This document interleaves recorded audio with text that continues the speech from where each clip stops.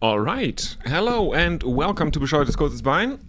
Welcome to the IPL 2026. We're doing this in complementary to complement Guerrilla Cricket's coverage of the IPL. You can see over there on the screen. This is in cooperation with Guerrilla Cricket. Because the Gorillas can't be asked to be frank.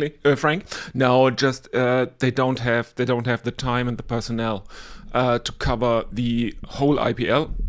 I don't have either, but I thought, okay, so I will do in English a lot of the or some of the matches that the Gorillas can't cover, and I think they are doing Tuesdays this year. So the Tuesday matches will be covered by Guerrilla Cricket, and as time permits, I will do some of the other matches they can't cover. Check Guerrilla Cricket out if you don't know them. I'm pretty certain that most of the people watching this know Guerrilla Cricket, are possibly here because they know me from Guerrilla Cricket, which is fine. So I will just, I just wanted to make sure that people know that it's basically the same as Guerrilla Cricket, concerning the structure of the broadcast, stuff like that. So you can always use the YouTube chat to get in touch or talk amongst yourselves as you would normally do over on Guerrilla Cricket as usual. So quick update for the match. As I said in the chat, the Royal Challengers Bangalore have won the toss at the stadium in Bengaluru. And they have chosen to bowl. Both teams have several problems, mostly concerning their bowling. The regular captain of Sunrisers Hyderabad is Pat Cummins. He is injured. In his place, we have Ishan Kishan captaining the side today. This has been only the second time in IPL history that on opening day all captains were Indian. I think it's the second time since 2019, as we are seeing Bhuvi Kumar with a ball in hand, warming up. So let's have a look at the team sheets, because Sunrisers Hyderabad also have problems with their. So Sunrisers Hyderabad have problems with their bowling, and who was it? I think.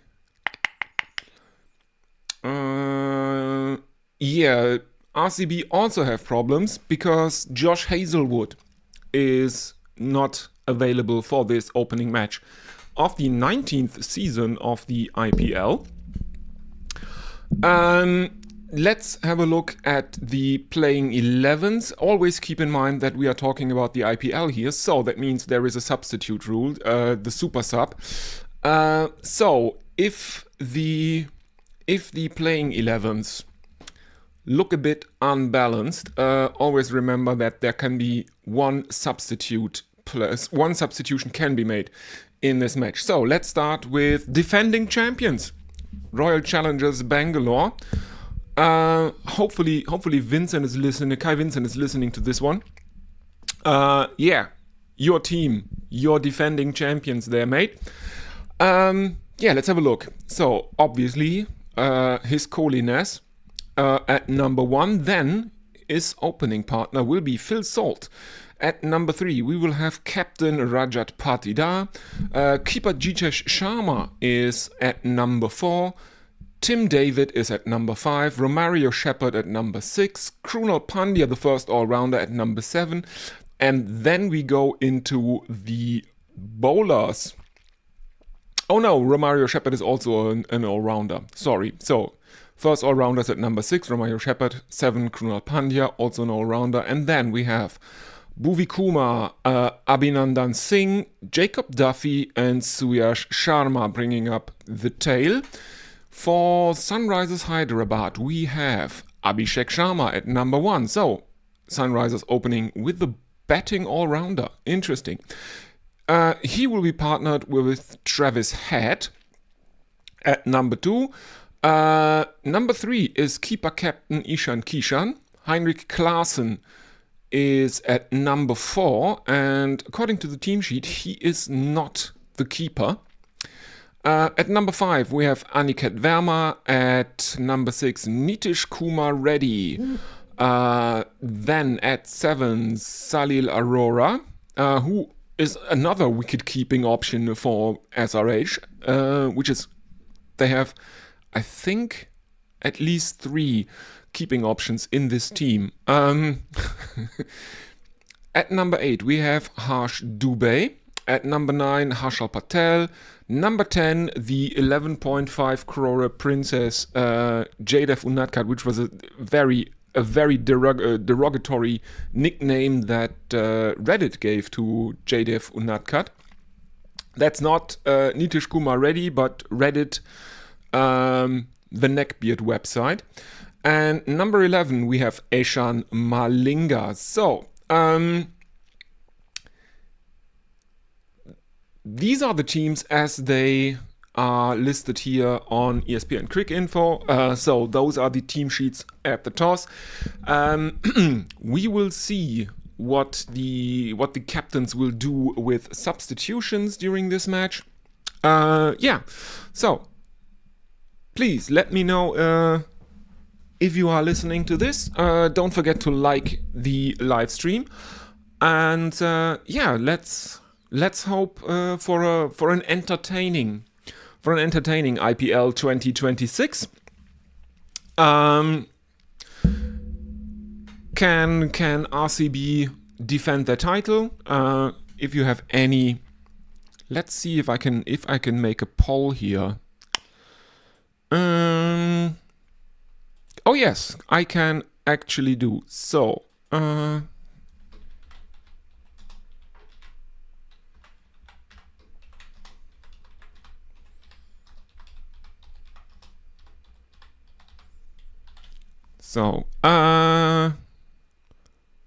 All right, start poll.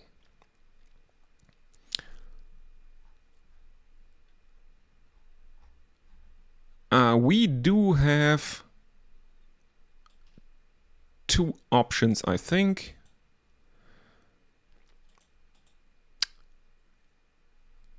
Can SRH defend their title? 2 options should be there. As we are seeing, they have a kind of interesting intro sequence today for this edition of the IPL. Looks a bit like, well, it reminds me of Fortnite advertisements on YouTube. Actually, the look and feel of the players. They are very obviously animated CGI. And they're playing obviously the IPL theme tune, which is I find it quite interesting because the only other league, if you will, or sports league that has such an iconic theme tune for the league alone, not by the broadcaster or something like that, like in American sports, depending on what broadcaster is broadcasting matches, be it Major League Baseball, American football, stuff like that. The broadcasters have theme tunes or theme songs for the different American sports, but the league themselves doesn't have a theme. And the only other instance of that happening I can think of, apart from the IPL, is actually a Japanese mixed martial arts promotion from the late 90s, early 2000s, which was called Pride. And they have a theme tune as well that is beloved to this day by MMA fans that remember Pride. But it's actually a very, very, very, very good theme tune. And it's on YouTube, so if you want to look it up, maybe during the innings break or after the match, look for Pride theme. You will find it. It's a banger. It's a real banger. I'm not really that much into mixed martial arts or combat sports. But that theme goes hard. What did famous MMA YouTuber Napoleon Bonaparte call it? Audible cocaine or something like that. That is how good that thing is.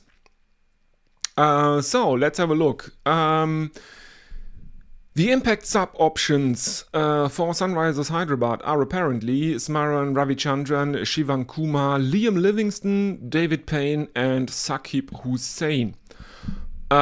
We have a debutant in Salil, and now for the RCBs, Abhinandan and Duffy make their IPL debuts.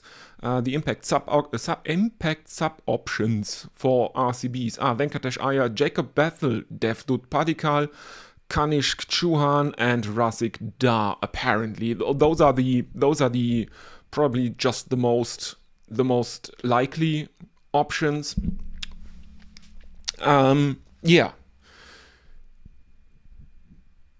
But let's have a look. There is apparently there is a memorial for cricket fans, or for there is a memorial. I can't tell you why exactly, but they have fenced off a few seats in the stands. They will stay vacant. Let's have a look if Cricinfo can actually tell me about why there is a memorial. Yeah, we have apparently a moment of silence.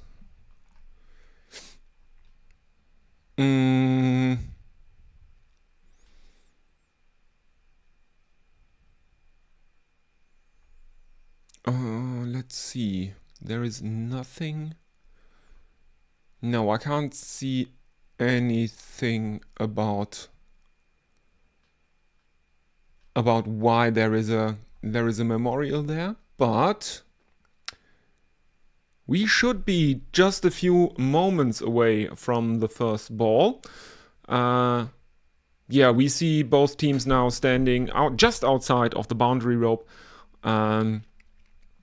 observing the memorial. There is Forever in Our Hearts on the advertising board. Now we are back to some Tata advertising. Tata, obviously title sponsor of the IPL. Now the teams are coming onto the playing surface. There's some pyrotechnics and stuff. Yeah, I mean, it's the IPL. You expect Bollywood, and you get Bollywood.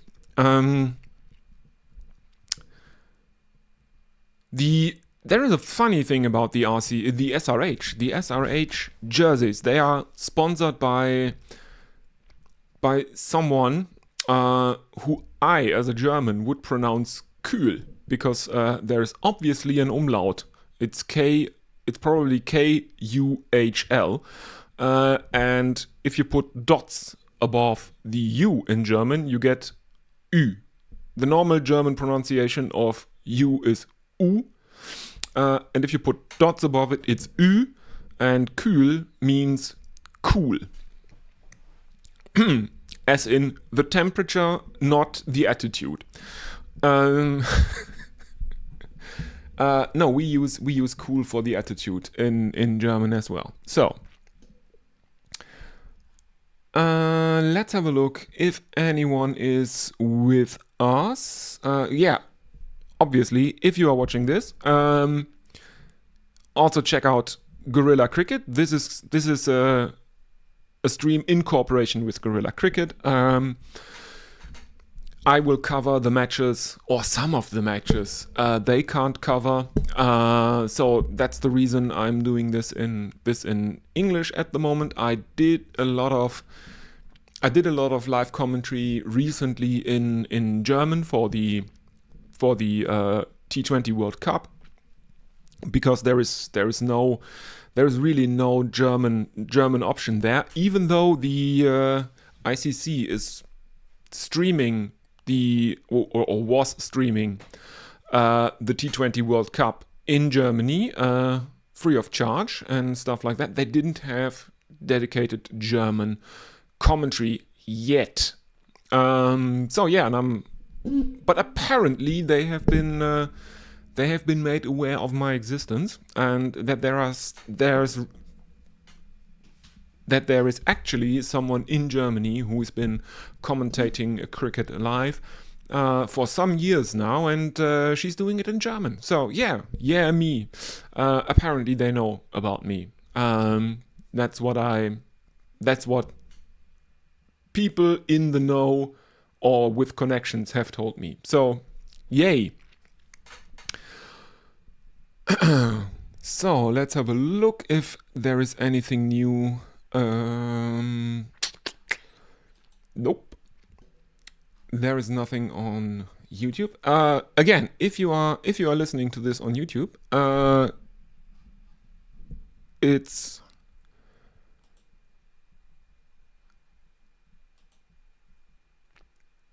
is like like with Gorilla Cricket.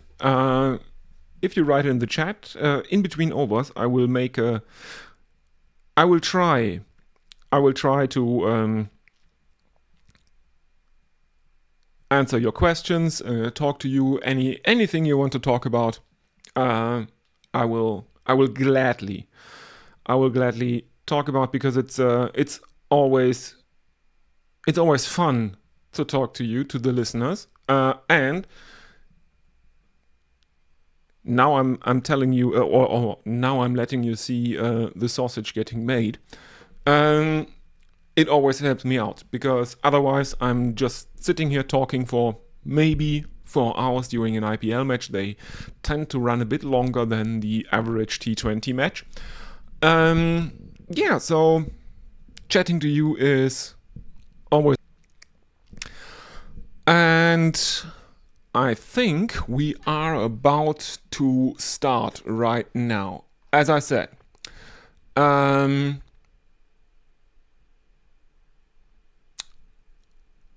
RCB have won the toss, and they have chosen to bowl. Let's see. Oh yes, now I remember. The impact sub options, you get to choose five players that are possible impact subs. And yeah, you probably have different team sheets depending on if the toss goes your way or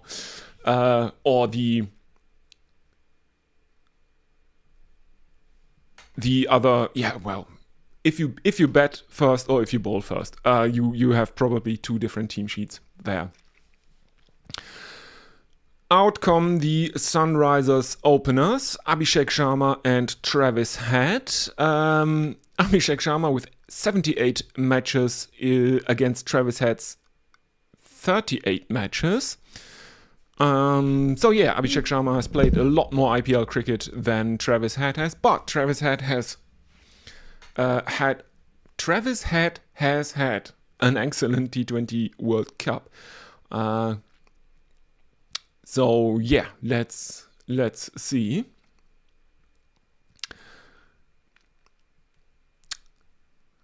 Oh no, did he? I mean, the Aussies obviously didn't survive the group stage of that, but I think it wasn't really Travis Head's fault. Anyway, we see Travis Head getting ready. Abhishek Sharma is shadow betting a bit at the other end. And Rajat Patidar is setting his field, and I think Travis Head is facing the first ball. Let's see, at the Chinnaswamy Stadium in Bangalore. Okay, now we have a countdown. Who will open the bowling? Earlier I did see Bhuvaneshwar Kumar warming up, and it looked a bit like Rajat Patidar would open with Bhuvi Kumar. That doesn't seem to be the case, because that looks like Jacob Duffy, who is bowling a right arm over the wicket to the left-handed Travis Head, and as is to be expected, basically, there are not that many fielders close in behind the bat, so there is no slip in place for Jacob Duffy, but he starts with a dot ball into the offside. And now he comes in again. He continues a right arm over the wicket to the left-handed Travis Head. This one is bowled on a leg stump line, and it is glanced towards backward square leg, where it is fielded. And I think they have run a single. Yes, they did indeed run a single. There is swing early on here for Jacob Duffy, as SRH are now off the mark with a single, which brings Abhishek Sharma, another left-hander, onto strike. He averages 32.55 in T20 matches. He has played overall 182 of them, as we said. He has played 78 IPL matches, and there is a slip in place for Abhishek Sharma as Jacob Duffy continues right arm over the wicket to the left-hander. There is an appeal for an edge by the keeper from the RCB. Are they going to send this upstairs? And indeed, they are sending it upstairs because it has not been given out on the field. But Jitesh has convinced his captain that there was indeed an outside edge involved. So let's have a look. And when the ball passes the bat, there might actually be a very, very, very faint outside edge. Let's have a look at ultra edge, but no, ultra edge I think stays fine. Looks like Abhishek Sharma survives, and RCB have wasted a review. Indeed. Flat line detected on ultra edge, so the review has lost the on-field decision of not out stance. And it remains one without loss for RCB after half an over has been bowled. In comes Jacob Duffy, and this one is sliced over deep third man by Abhishek Sharma, and that has gone all the way for 6. And suddenly it is 7 without loss for Sunrisers Hyderabad. I don't know why my microphone is... Yeah, so I think that's better.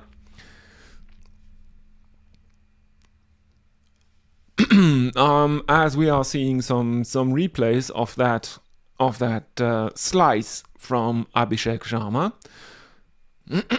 102 sixes in his career. He tries to play another slice over the slips, misses it though, and the keeper takes it, and there is no run. So Abhishek Sharma on 6 of 3, and Sunrisers Hyderabad overall are 7 without loss. 1 run was made by Travis Head, a single off the second ball of the first over. Final delivery of Jacob Duffy's first over coming up. It's right arm over the wicket, a full toss that is played out into the offside by Abhishek Sharma, but he can only find the fielder at point. There is no run, so after 1 over, Sunrisers Hyderabad are 7 without loss. Abhishek Sharma is on 6 of 4 and Travis Head is on 1 of 2. Jacob Duffy concedes 7 runs in his first over. No extras thus far, so keeps it clean. And yeah, again, if you are watching this, go ahead, use the YouTube chat. There is a poll. So if you want to participate in that, I would be delighted. Let's put it that way. So Sunrisers Hyderabad again have been put into bat by the Royal Challengers Bangalore after Rajat Patidar won the toss and decided to bowl first. My TV pictures have turned into a slideshow at the moment. Let's hope I can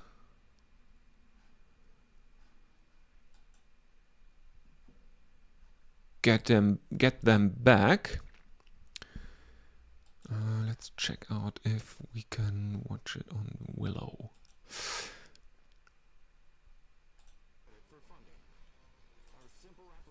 Yes, there is. Okay, there are pictures again. So, yeah, it's always funny to see cricket broadcast on a channel based in America that is targeted at at Indians in America, and the advertisements you get during ad breaks are obviously a lot of banking applications allowing you to send money over to the subcontinent, as Bhuvaneshwar Kumar bowls the second over. There is a slip in place for him again. He is bowling to Travis Head. Bhuvaneshwar bowls right arm over the wicket to the left-hander Travis Head thus far. There is a single in it for Travis Head, so Abhishek Sharma is back on strike. Yeah, and the other advertisements on Willow are very, very psychotic.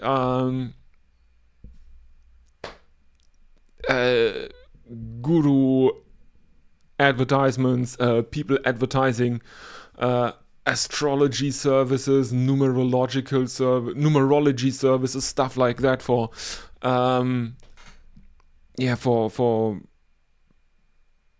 superstitious people, basically, which is quite funny.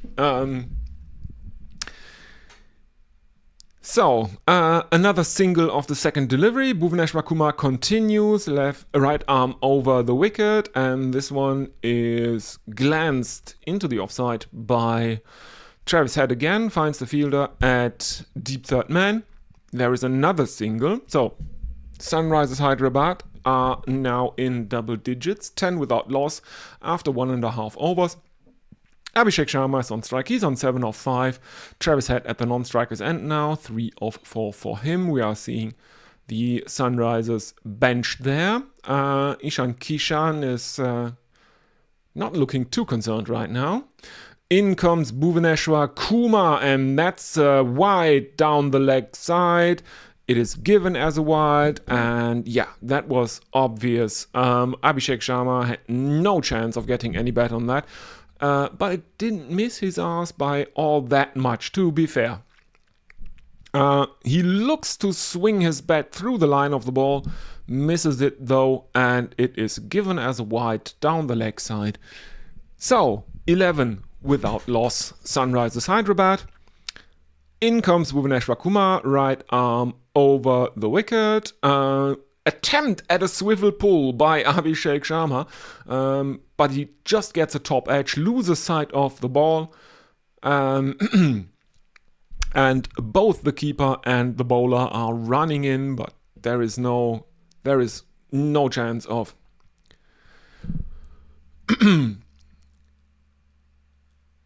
of any run out or something like that. Now we are seeing a replay.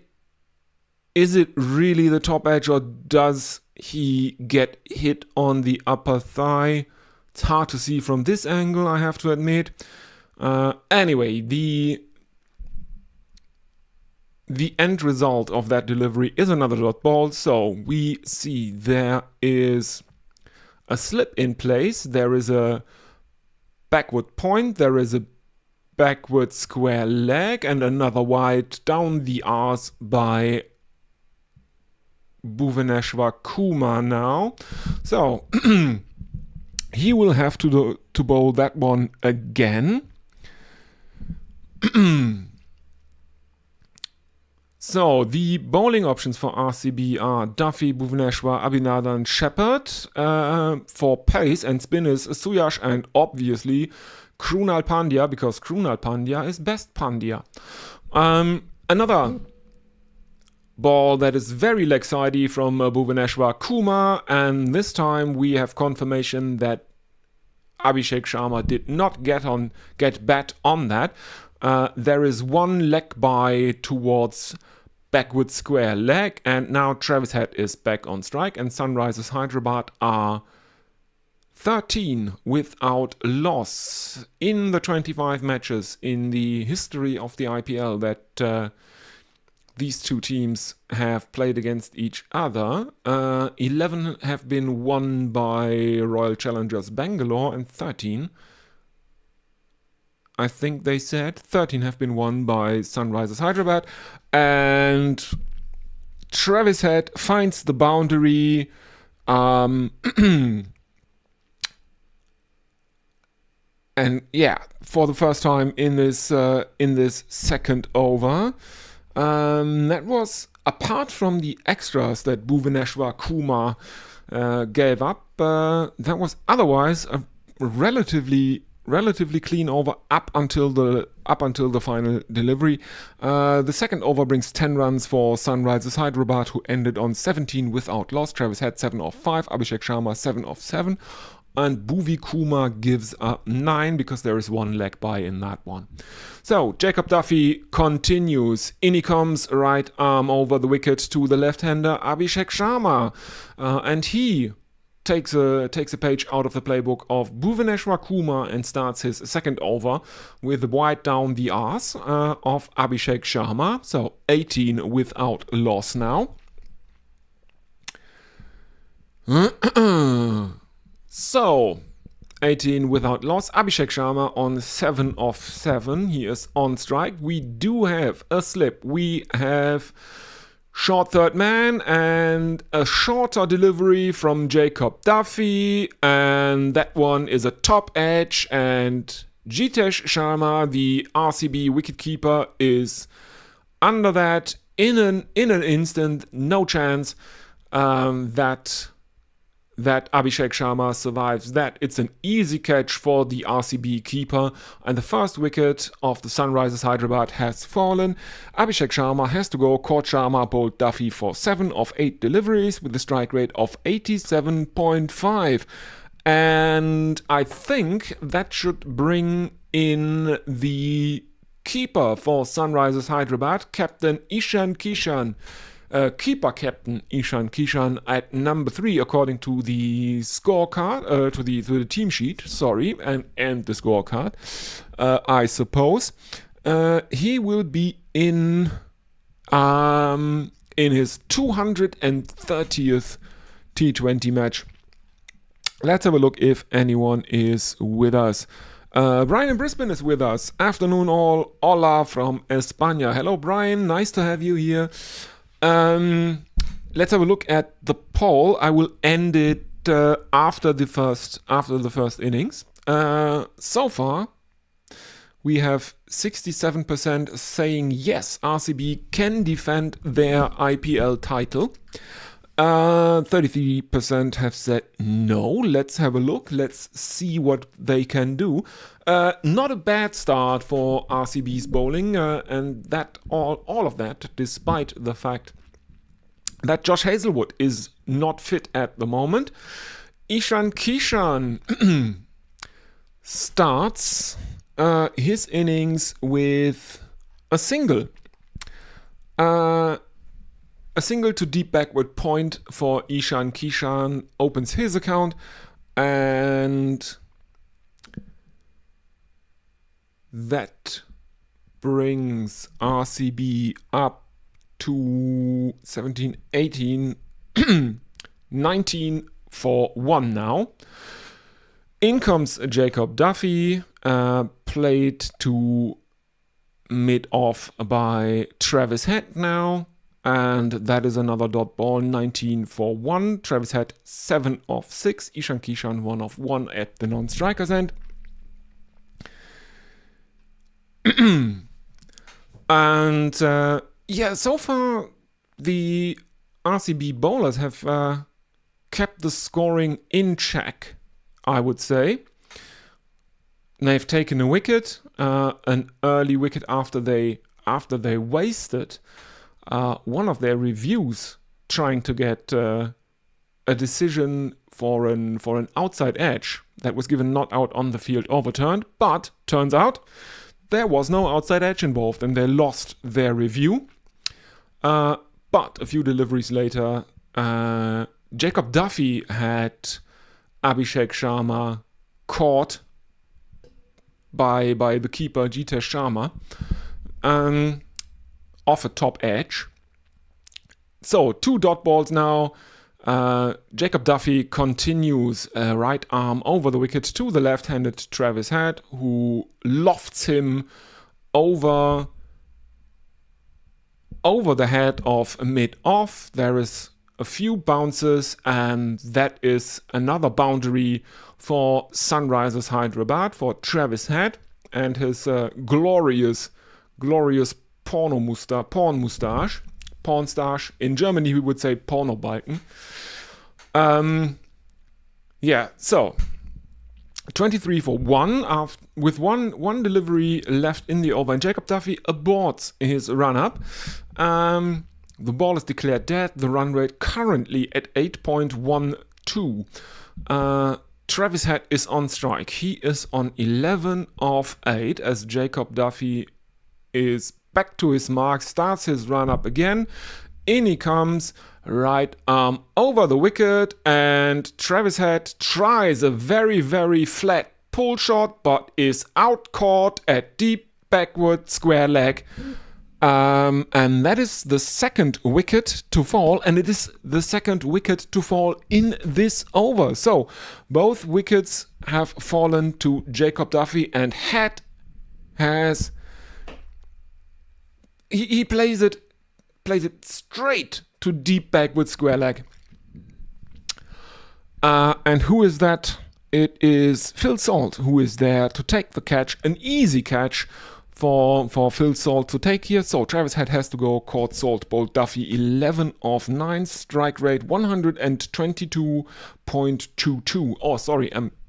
Should say that the way Richie Benno would have said it, 122.22. Sunrisers Hyderabad are 23 for 2 after 3 overs, 6 runs and 2 wickets coming from this third over. And Ishan Kishan is the not out batsman at the moment. He's on 1 of 1. Jacob Duffy has now completed 2 overs. He has taken 2 wickets and conceded 13 runs. Both wickets that have fallen fell to Jacob Duffy. Both fell in the third over. And Nitish Kumar Reddy is in. So, Nitish Kumar Reddy over Heinrich Klaassen, who is still sitting in the dugout. He was above Nitish Kumar Reddy on the team sheet, and Bhuvneshwar Kumar continues, and Ishan Kishan finds the boundary at, well, just in front of point there. And Sunrisers Hyderabad are 27 for 2 now.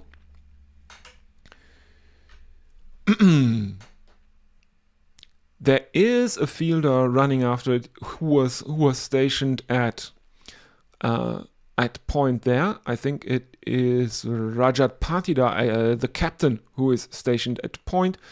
There is still a slip. There is short third man. There is point.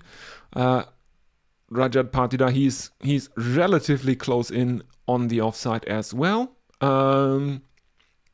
Ishan Kishan punches one out into the offside, gets a single, so Nitish Kumar Reddy will be on strike for the first time in this match, while Sunrisers Hyderabad are 28 for 2. Nitish Kumar Reddy is on strike.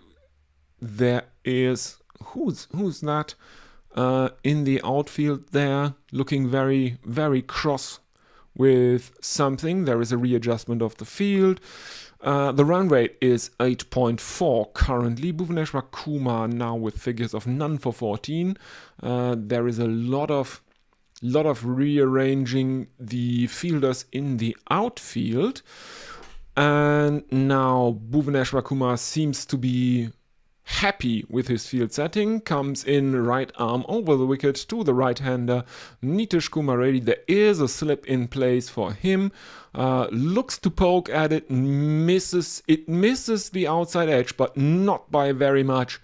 But the problem for RCB is that they have already wasted one of their reviews for a very speculative shout for caught behind against Abhishek Sharma, whom they got a few deliveries later anyway. In comes Bhuvneshwar Kumar, right arm over the wicket, and this one is pushed out to point by Nitish Kumar Reddy. Another dot ball, and now I'm seeing who that fielder out near the boundary is. That was well pushed around by Bhuvneshwar Kumar. It was in fact Phil Salt. But now Kumar seems happy with his field. There is another dot ball as Nitish Kumar Reddy cuts one to backward square leg where there is a fielder, and that's another dot ball. There is no run. Final delivery of the 4th over coming up, I think.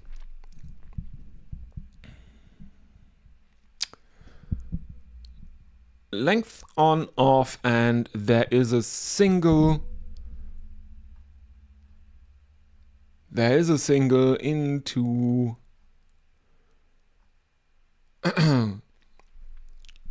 into the leg side to mid-wicket, and that means Sunrisers Hyderabad end the 4th over on 29 for 2. 6 runs coming off the 4th over. Nitish Kumar Reddy on 1 of 4. Ishan Kishan 6 of 3. Bhuvneshwar Kumar figures of none for 15 after 2 of his overs. We are seeing the Sunrisers Hyderabad bench again. Let's have a look. What is going on in the chat? There is Rich Turner saying, "Hello Leah, danke for doing this. Thanks for being here." Brian in Brisbane applauds my Richie Benno impression. And Rich Turner says, "Come on, the RCBs." Yes, come on, the RCBs. And if you want to know what RCBs would be in German, it's die arschigen Bienen. And We continue with the 5th over, which is given to Jacob Duffy. Not a bad choice, given the fact that both wickets that have fallen so far in the match both fell to Jacob Duffy, who continues to bowl right arm over the wicket to the right-hander Nitish Kumar Reddy. First delivery of the 3rd over is a dot ball. In he comes again, right arm over the wicket and high into the air. That's a skyer from Nitish Kumar Reddy, and it is taken. It is taken at mid-wicket, and the catcher is Abhinandan Singh. So Nitish Kumar Reddy caught Abhinandan Singh, bowled Duffy for 1 run of 6 deliveries with a strike rate of 16.66. Sunrisers Hyderabad 29-4-3 inside the power play. They have lost 3 wickets, and that looks like trouble to me here. Yeah, that's a bit of trouble, I think. Yeah, so everyone listening, take part in the survey that is in the YouTube chat. Don't forget to like and subscribe if you have not done that yet. And I was talking about the sometimes frankly bizarre advertisements you get on Willow Cricket, which is a US-based cricket channel with the main target audience of Indians living in America. So you get a lot of advertisements for money transfer apps and stuff like that, and services where the younger fans that are the young professionals, they can send their money or can send money they earn in the United States back to their parents in India, which is fine. The other target audience of these advertisements on Willow Cricket is apparently weird and superstitious aunties and uncles living in America, because there's a lot of advertising for astrology and numerology services and stuff like that. I mean, probably stuff like what the owner of the Lucknow Super Giants would use. He was the owner of the Rising Pune Super Giants that changed their name to Rising Pune Super Giant during their 2nd season because apparently numerologically the final S in that team name made it an unlucky or a bad team name. So they didn't finish that well in the 1st season, and then they changed it, and I think they didn't manage to finish much higher during their 2nd season. So, Anyway, an all-run 3 by Heinrich Klaasen of the 2nd delivery that he faces. Sunrisers Hyderabad 32-4-3 after 4.4 overs. Yeah, so Heinrich Klaasen on strike, and Jacob Duffy, the right-hander, continues right arm over the wicket to the left-hander Ishan Kishan, who finds the fielder at deep 3rd man, and Sunrisers Hyderabad run through for a single, which brings them to 33-4-3, which is what we in Germany call a Schnapszahl, which means a liquor number. Everything like that. Any number consisting only of the same digit over and over again is called a Schnapszahl in Germany. So the English call 111 Nelson because 1 eye, 1 leg, 1 arm. We would call that just a Schnapszahl. Duffy ends his 3rd over with another dot ball. He ends his 3rd over with figures of 3 for 17. All three wickets that have fallen so far in this match have fallen to Jacob Duffy, and and this fifth over brought 4 runs and 1 wicket for the Sunrisers Hyderabad, who ended on 33 for 3. So let's have a look at what Rajat Patidar is now going to do, because, Jacob Duffy has bowled 3, Bhuvi has bowled 2, and he is going to Abhinandan Singh. He is a right medium fast bowler. This is his first T20 match, as far as I can see. ESPN Cricket Info has him. This is his first match. He has no wickets. There is no average. And he starts right arm over the wicket to the left-hander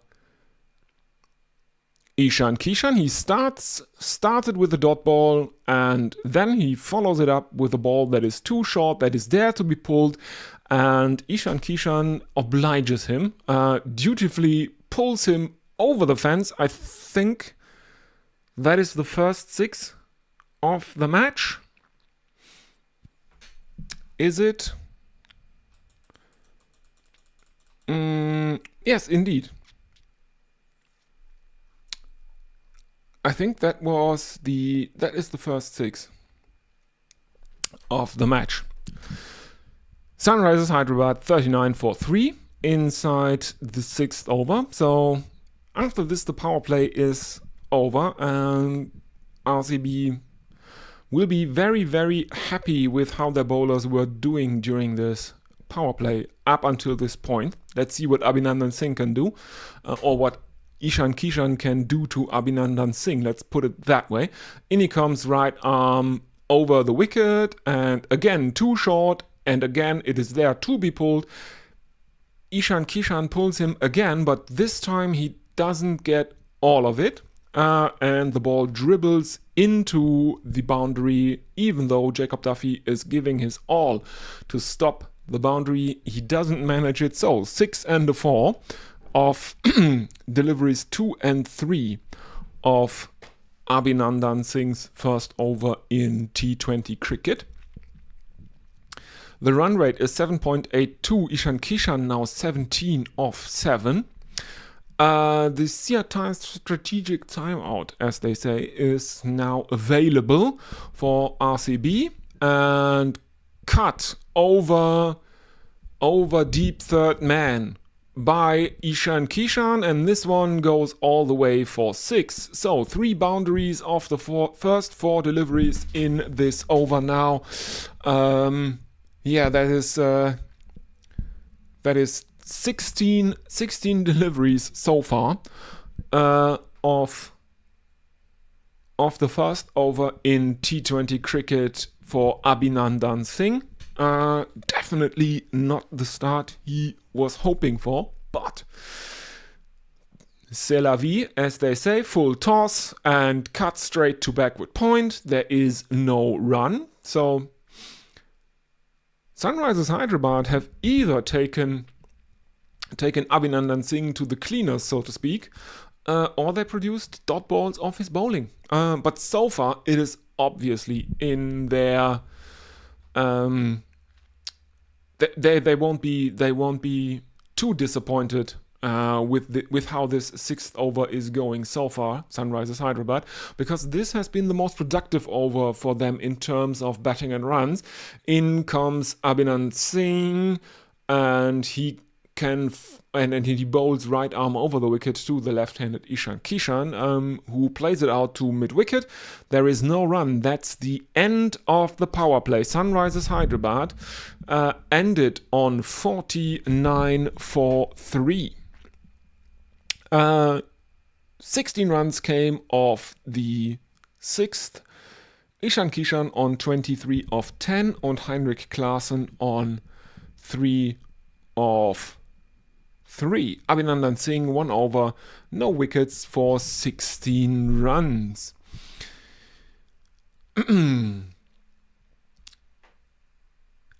Yeah, so we are seeing the IPL strike rate of the Sunrisers Hyderabad lineup. Aniket with a 166, Harshal with 118, and Unadkat with 119. The rest of the batsmen that have not yet batted in this match, Salil, Harsh, and Malinga, none of them have an average. Have an IPL strike rate so far. The run rate currently is 8.17, and Jacob Duffy is going to bowl out early. Jacob Duffy is bowling out early. In he comes, right arm over the wicket. The field is out now, and he plays one straight to the captain, Rajat Patidar, who is standing at square leg. There's a one run.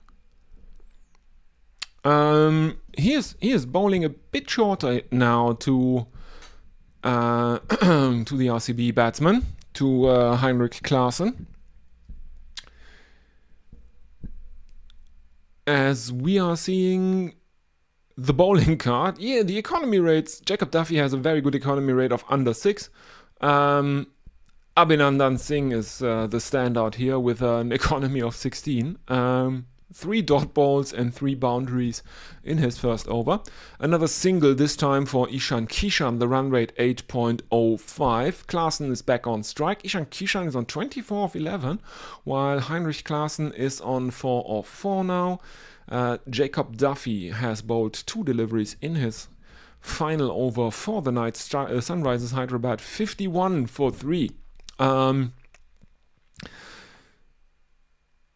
Again, the field is reset a bit. There is now someone on the boundary at cow corner.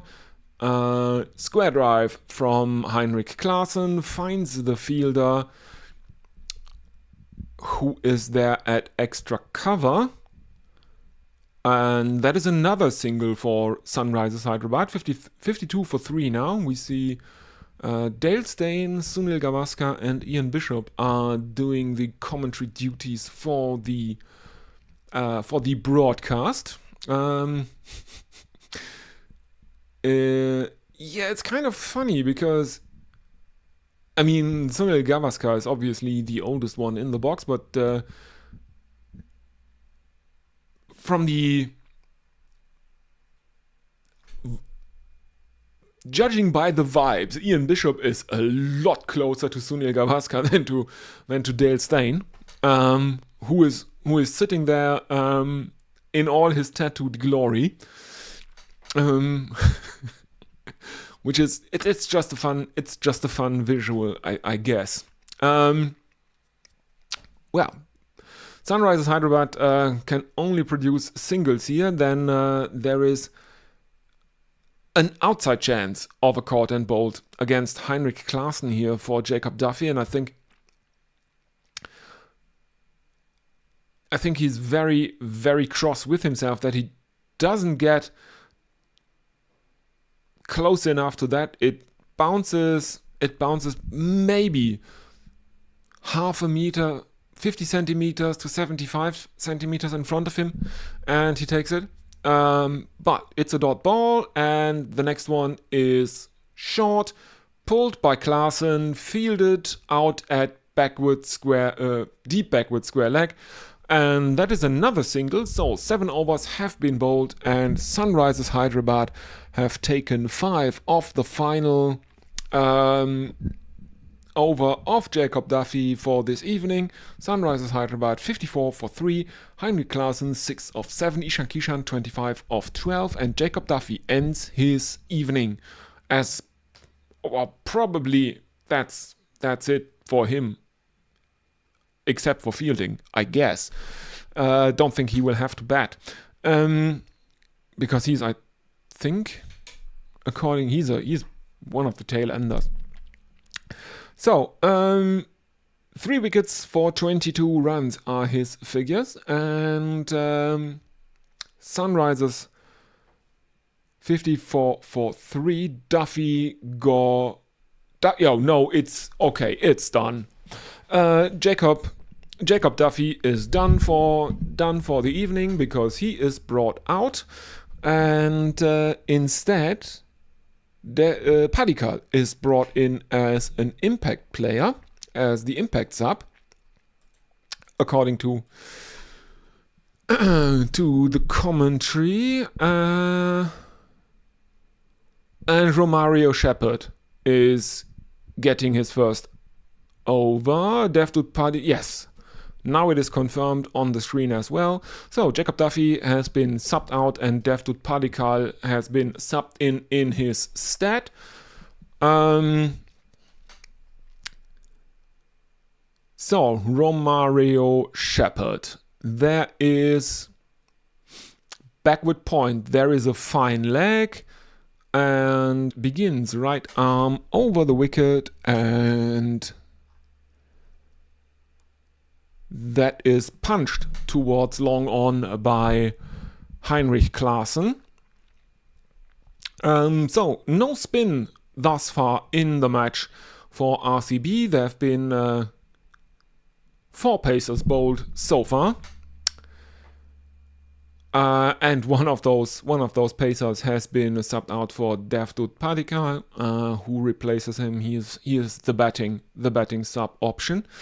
Romario Shepherd, right arm over the wicket to the left-hander Ishan Kishan now, and that one is there to be cut, and Ishan Kishan finds another boundary for Sunrisers Hyderabad. 4 runs for him.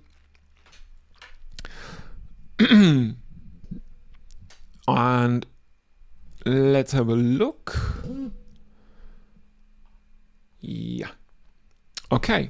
So 5 fours, 3 sixes in the match, in the innings so far. Romario Shepherd coming in, right arm over the wicket to the left-hander Ishan Kishan, and again it is cut by Ishan Kishan, but there has been a fielder placed there at deep, between deep third man and deep backward point, which is the fielder that Ishan Kishan finds here, and that is just a single. So SRH are kept to a single here, and that means 60 is up for the Sunrisers Hyderabad, the successor franchise to the Deccan Chargers, and Romario Shepherd coming in, right arm over the wicket, this time to the right-hander Heinrich Klaassen, who drives him very, very straight for another boundary. Oh, looks like a scrambled seam.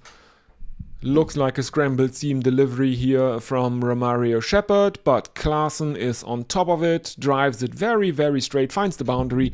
64 for 3 now.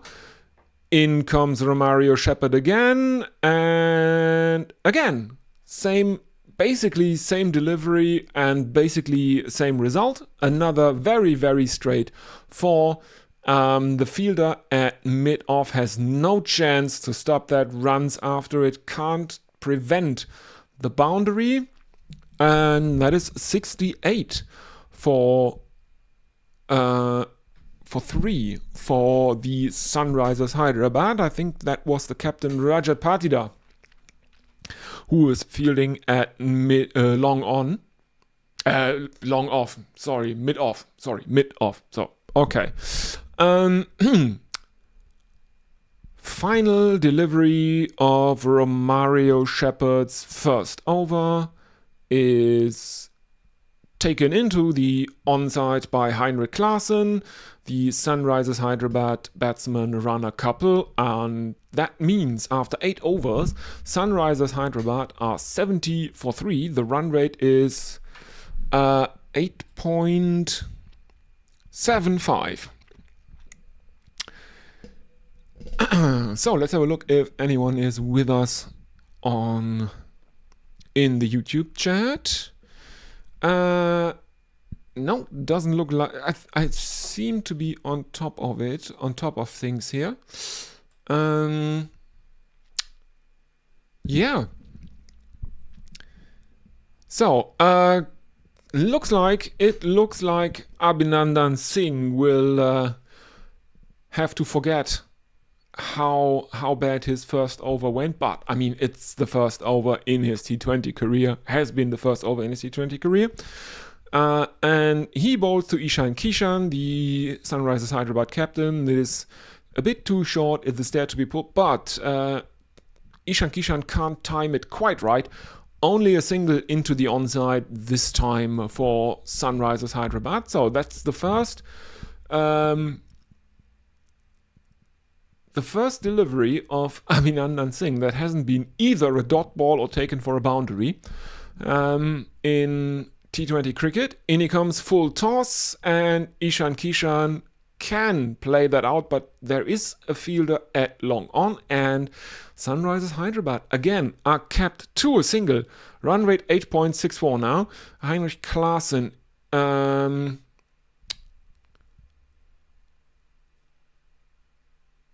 Oh, sorry, no, it was Klaassen, obviously, who played that out too long on.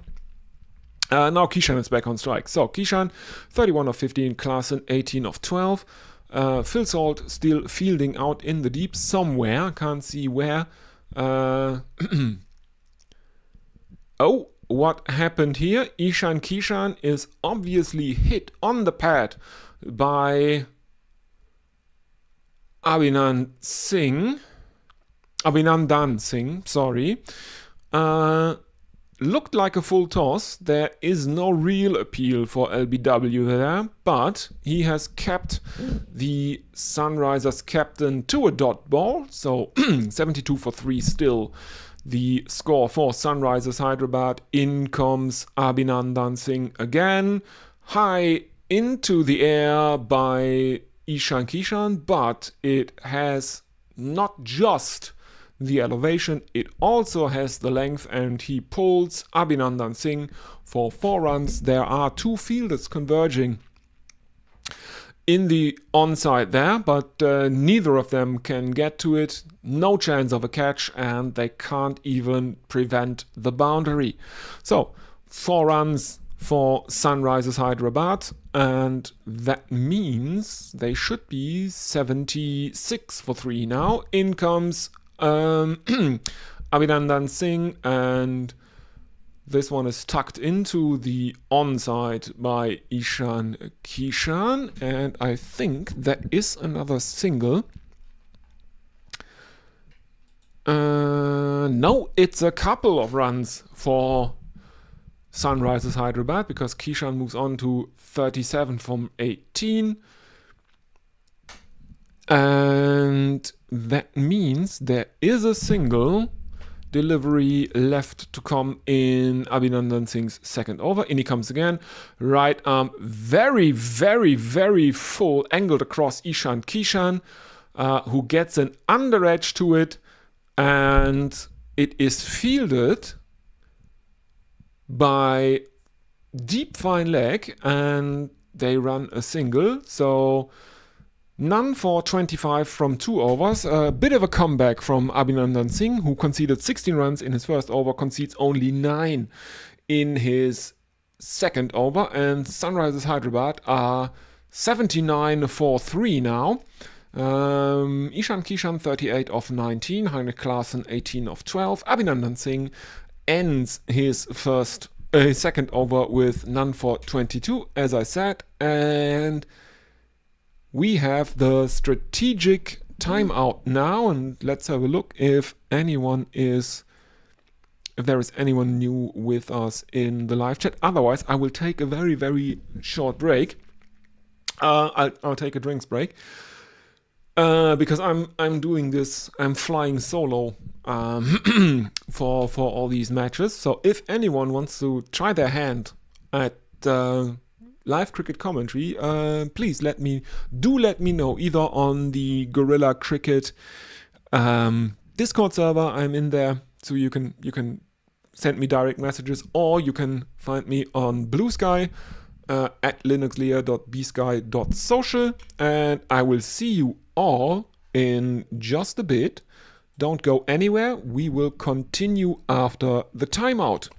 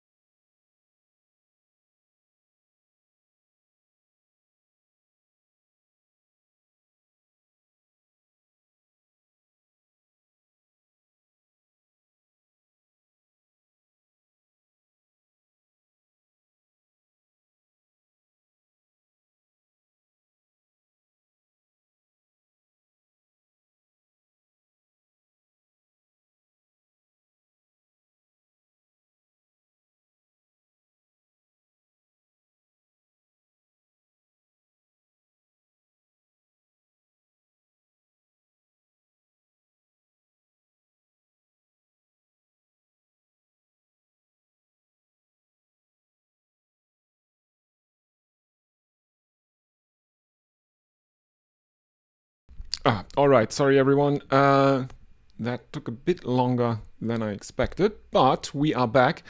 And yeah, sorry, everyone. I don't know, some connection problems.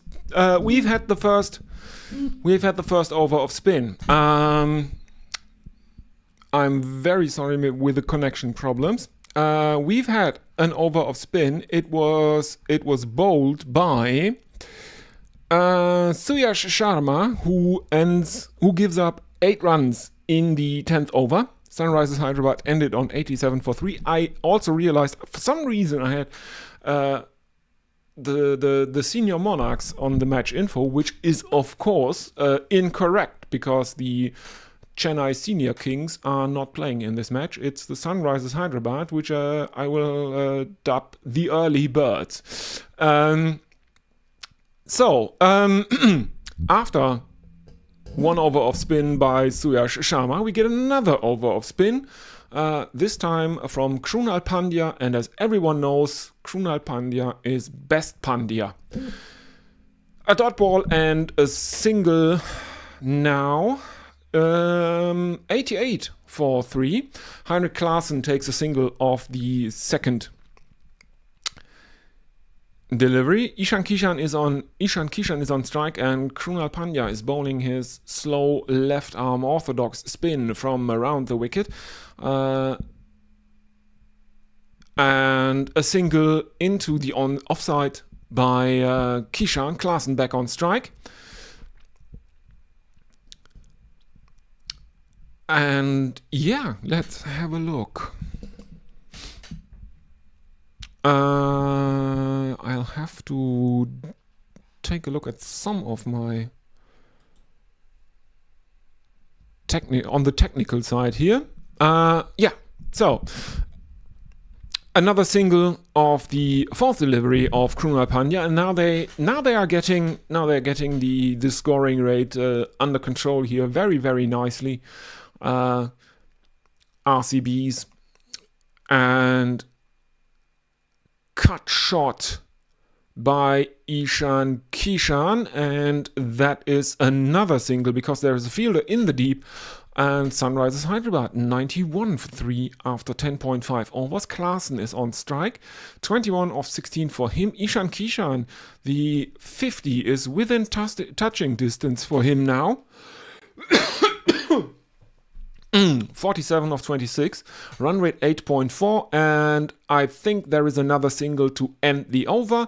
So Heinrich Klaasen is hogging the strike now for Sunrisers Hyderabad, as they take 5 runs of Krunal Pandya's first over. Klaasen, as I said, 22 of 17. Kishan, 47 of 26. 92 for 3 after 11. Krunal Pandya, none for 5.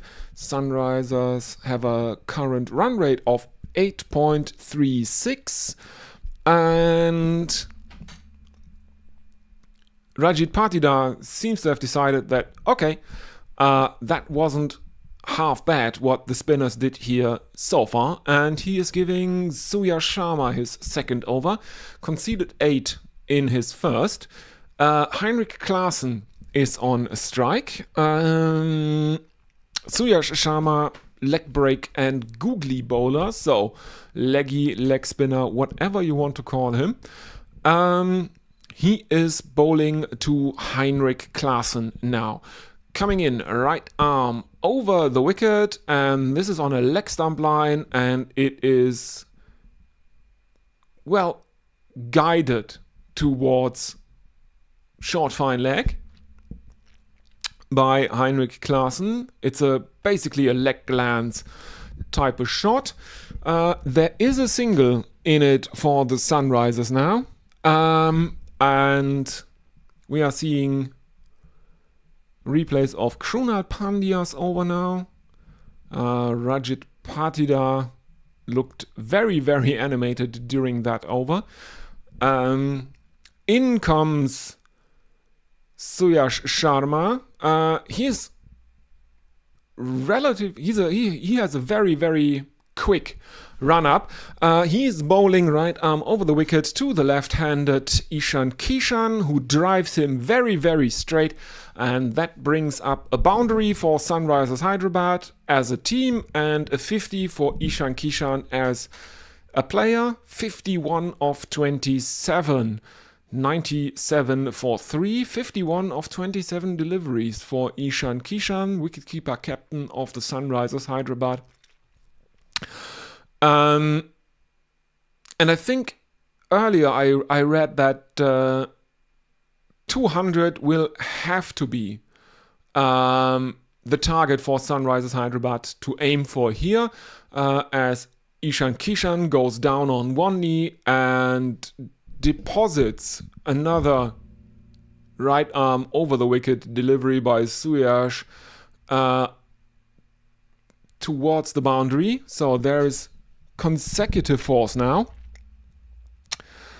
Yeah, I think the stats say that if you make 200 here in this stadium in Bangalore at the Chinnaswamy, 6 times out of 7 you will win if you bat first and post the total over 200. So 200 seems to be the winning score.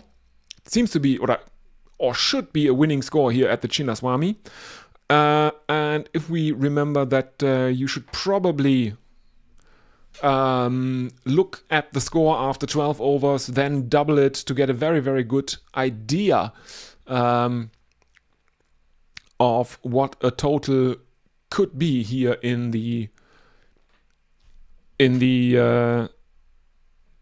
first innings, and Sunrisers seem right on track. They haven't batted for 12 full overs yet, and they have already crossed the 100.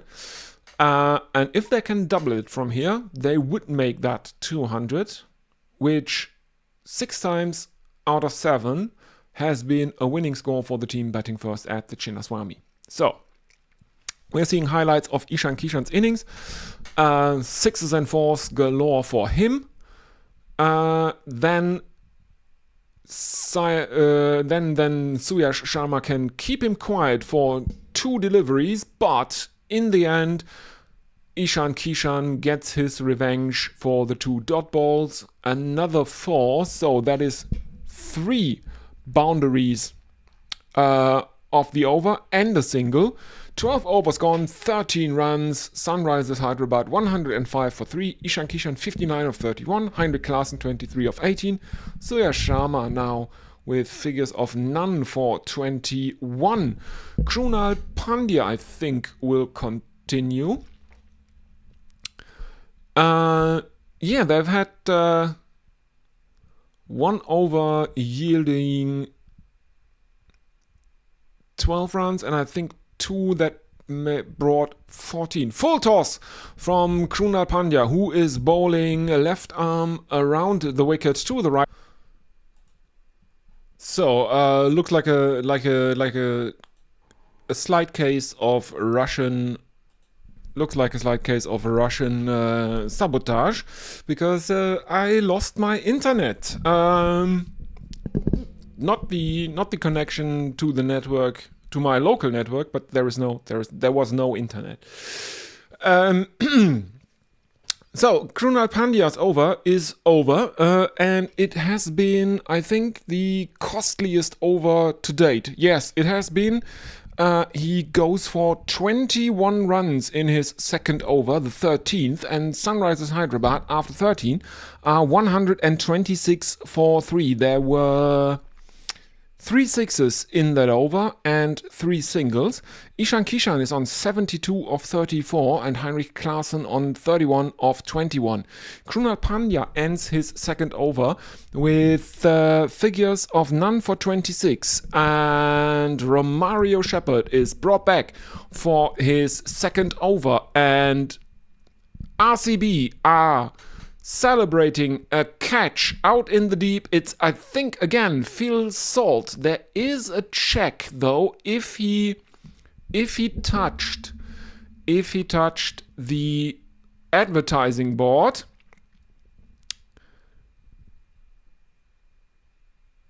I don't know what is going on here. They are looking at Phil Salt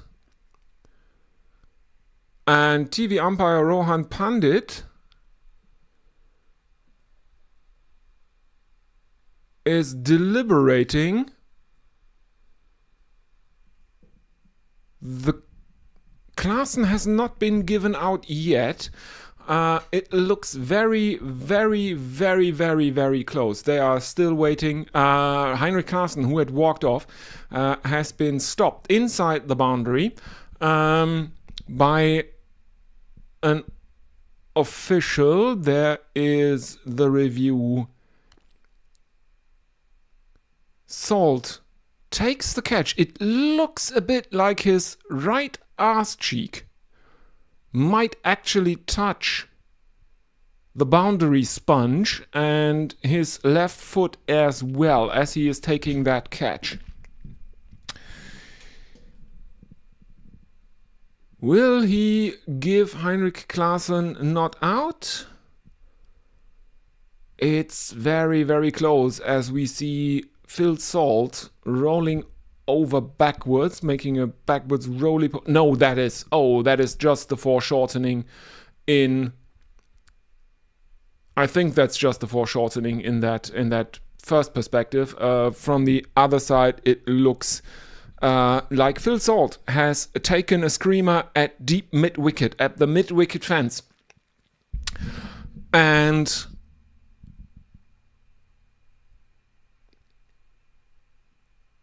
I think he has been given out. The decision is now incoming. We are seeing the scoreboard, and the decision is out. Phil Salt has taken a screamer, and Heinrich Klaasen has to go. Caught Salt bowled Shepherd for 31. First delivery of Romario Shepherd's second over. Strike rate of 140.9 for Heinrich Klaasen, and that brings Salil Arora out into the middle, another right-hander. So, Sunrisers Hyderabad still with a left-right combination out in the middle. Phil Salt is getting kind of a treat here for. He's been a very, very good boy. He's really, really earned it. Gets a quick drink from some of the staff of Royal Challengers Bangalore. And Salil Arora is again lost my internet. I don't know why. That is a problem of the internet provider. I hope you have. I hope I didn't cut out before the absolute screamer that Phil Salt took at deep mid wicket. Right near the fence. Very good catch that from Phil Salt. And that brings Salil Arora out into the middle. Looking like we are reconnected now.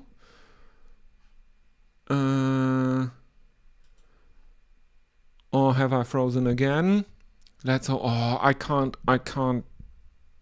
All this shit. That's what you get when you vote conservative, folks. The infrastructure in the IT infrastructure or information infrastructure in Germany is so bad. The Greeks are laughing about us. It's really bad because during the 90s,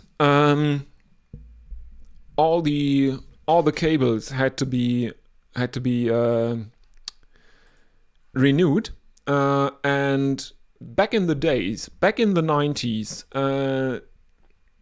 they were talking about doing glass fiber cables now, but unfortunately, one of the relatives of the back then ministers in charge had a copper business that was not doing too well. So back in the 90s, when everyone was doing glass fiber, Germany awarded a contract for new copper cables to someone who, I don't know, whose sister married a politician, basically. So yeah, corruption up and down the line, and of course it was a conservative government, because that's what conservatives do, taking care of their own. But not in the Bruce Springsteen, we take care of our own sense, in the corrupt dipshit kind of sense. So, Suya Sharma is back. He is getting a third over. Sunrisers Hyderabad after 14 are 135 for 4. I'm just checking my upload.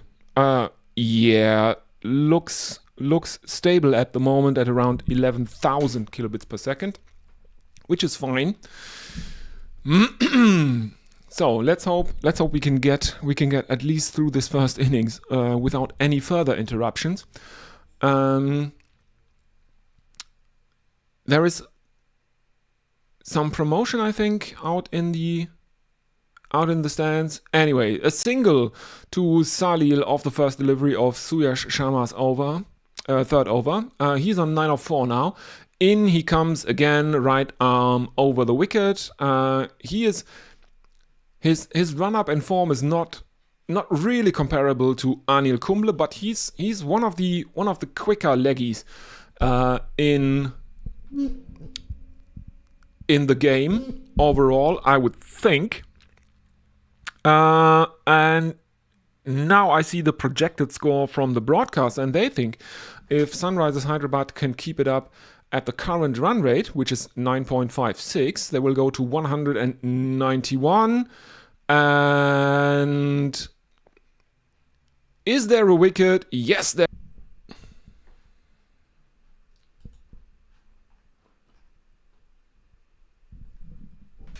Yeah, so Suya Sharma gets Salil Arora. He is out caught Padikal at mid-wicket.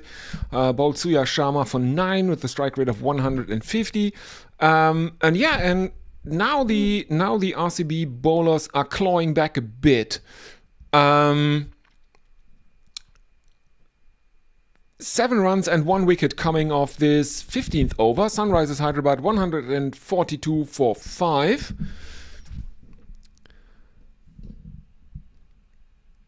Let me have a look. My pictures on the TV are a bit behind, I guess, but I can tell you that Aniket Verma is now out. And he gets a cut shot for 4 off the second delivery that he faces of Suyash Sharma. So that brings them up to 141. My ball by ball I have on the other screen is a bit ahead of my picture. So apparently there's also the problem with the internet connection. Anyway, I hope we can get through this now. So, final delivery of the 15th over coming up. Aniket is on strike 4 of 2. Ishan Kishan is at the non-strikers and he's of 74 from 63. A single to long on from Aniket to end the over. He hawks or farms the strike now. And Suyash ends his third over with 128. 1 for 28. 142 for 5 after 15. Aniket on 5. Kishan on 74. And looks like we have another strategic timeout, and I will use that. I will have to attend to some technical stuff now for just a bit. But I will be back. Hopefully, I can sort out this sordid business with the internet connection. And then I'll be back with you in just 2 minutes. Don't go anywhere. And again, I'm plugging Gorilla Cricket. If anyone here in the chat does not know them, check out gorillacricket.com. There you can find all the ways to listen to the gorillas. I'm doing this, as I said, in cooperation with Gorilla Cricket. I will cover some of the IPL matches that they can't cover in English, mostly on the weekend. So if you are listening to your cricket predominantly on the weekends, I will do a lot of I guess I will do a lot of weekend stuff. So thank you everyone, and see you in a bit.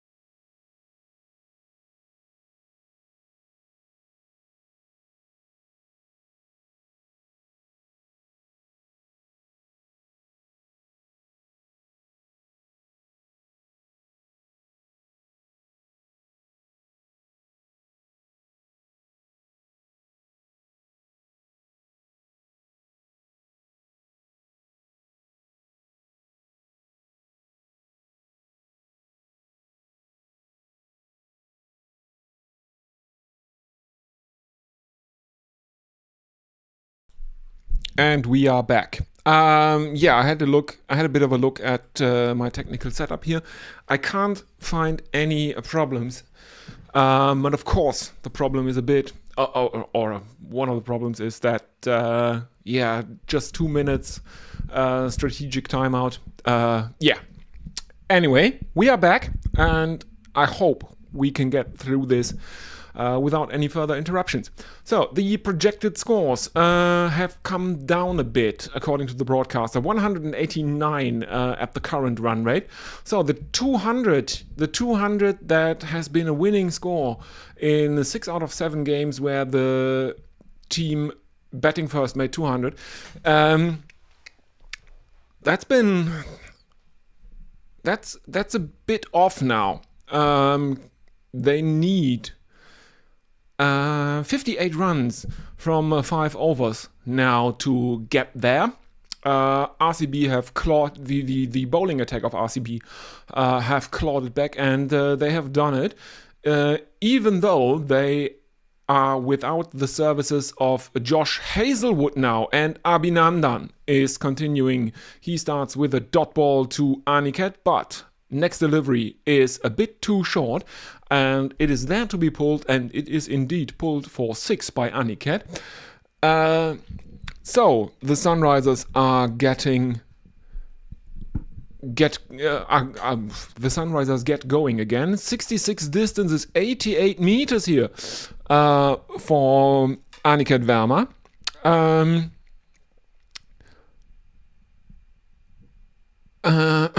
That's absolutely whacked. 13 fours and 21 sixes. What was that? No, that can't be true. 13 and 8. They changed the graphic again. So yeah. Next delivery produces a bit of confusion between the batsmen. They are looking for a run. Ishan Kishan at the non-strikers end is looking for a run. He's halfway down the pitch, sent back by Aniket Verma, who was about 1.5 meters outside his crease. There is a very errant throw, a very wayward throw towards the wicket at the non-strikers end. No chance of a run out, but they might have taken the single there. But they decided against it. Next delivery is a single though, as we see Jaysha sitting in the stands, probably with some other functionaries of the BCCI. Single taken off the fourth delivery of Abhinandan's third over.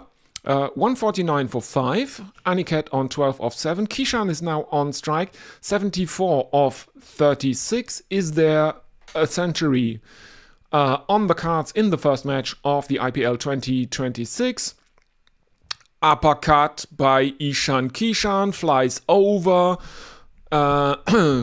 deep third man, and that is 6 runs. There is no bounce. It clatters into the advertising board, and Ishan Kishan moves on to 80 of 37. That is absolute cinema here from Ishan Kishan. Final delivery, full toss, and this time Ishan Kishan does not have the length, and it is again out in the deep. Phil Salt with a spectacular catch at deep backward point. As Ishan Kishan wants too much, he has to go for 80 of 38. Court Salt bowled Abhinandan Singh, who didn't have the best first 2 overs, but he ends his third over with a wicket, that of the Sunrisers Hyderabad captain Ishan Kishan. 1 for 38 his figures, as Kishan has to go. Court Salt bowled Abhinandan Singh for 80, strike rate 210.52, 13 runs and 1 wicket of the 16th over. And that brings Harsh Dubey out into the middle. 31st T20 match for him. Average of 16.4 and a highest score of 53 not out. Made 165 runs in his 31 matches, Harsh Dubey did. But right now, Aniket Verma is on strike to face the first delivery of the 17th over. Let's have a look if anyone is with us on YouTube. Should refresh the page probably, because that doesn't seem to be working right now.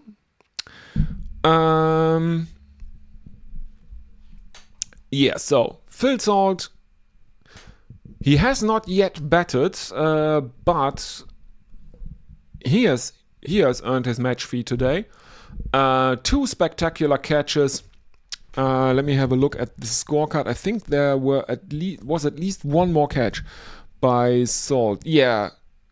Travis Head was Court Salt, Ishan Kishan was Court Salt, and Heinrich Klaassen was Court Salt. So 3 catches in the match for Phil Salt, and Romario Shepherd continues to Aniket, and this is a swivel lap pull that almost flies into the second tier of the stands. Another 6 for Sunrisers Hyderabad. Absolutely mullered by Aniket Verma here, and yes, of course, I mean he will have to take Sunrisers home now, one would think. The run rate 9.96 now, 13 fours, 10 sixes. Aniket on 18 of 8, 161 for 6. In the 17th over, the Sunrisers Hyderabad. There is Pat Cummins sitting in the Sunrisers Hyderabad dugout. He is not available for this match today. Therefore, Ishan Kishan is the captain for the Sunrisers, as I said. That means that only for the second time in IPL history, all teams have had Indian captains on opening day, as we are seeing a replay of the second screamer Phil Salt took today.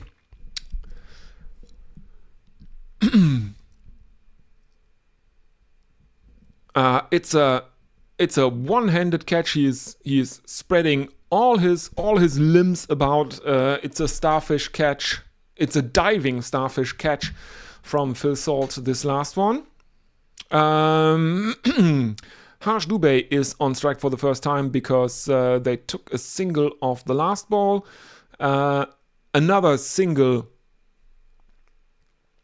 now from Harsh Dubé, and he has averted the duck, therefore.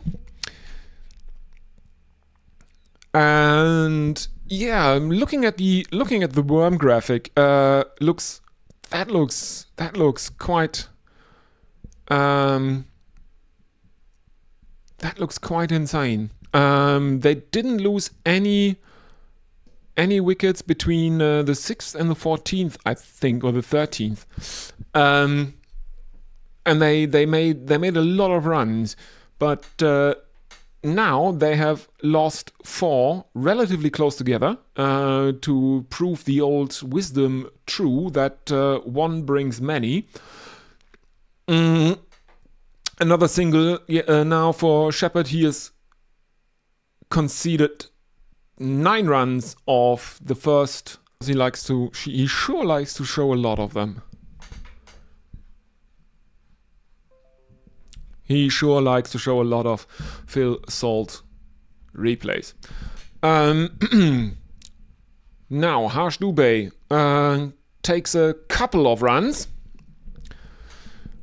bringing him up to 3 now. Final delivery of Romario Shepherd's third over, I think it is now coming up. Yes, final delivery of his last over, and that is flicked off his heel by Harsh Dubé high into the air, and it is the safe hands of Devdutt Padikkal, who is stationed there at deep fine leg, and he takes a very, very easy catch. Harsh Dubé has to go. Caught Padikkal, bowled Shepherd for 3, strike rate of 100, and after 17 overs, Sunrisers Hyderabad are 169 for 7 now. Congratulations to Romario Shepherd there all around from the team. Virat Kohli, he has not been in the focus as he has previously been while he was the captain of RCB, but every time something ridiculous happens, the Phil Salt catches, stuff like that, of course there is a Kohli cam, but Rajat Patidar has up until now had probably more screen time than his Kohliness thus far in the match.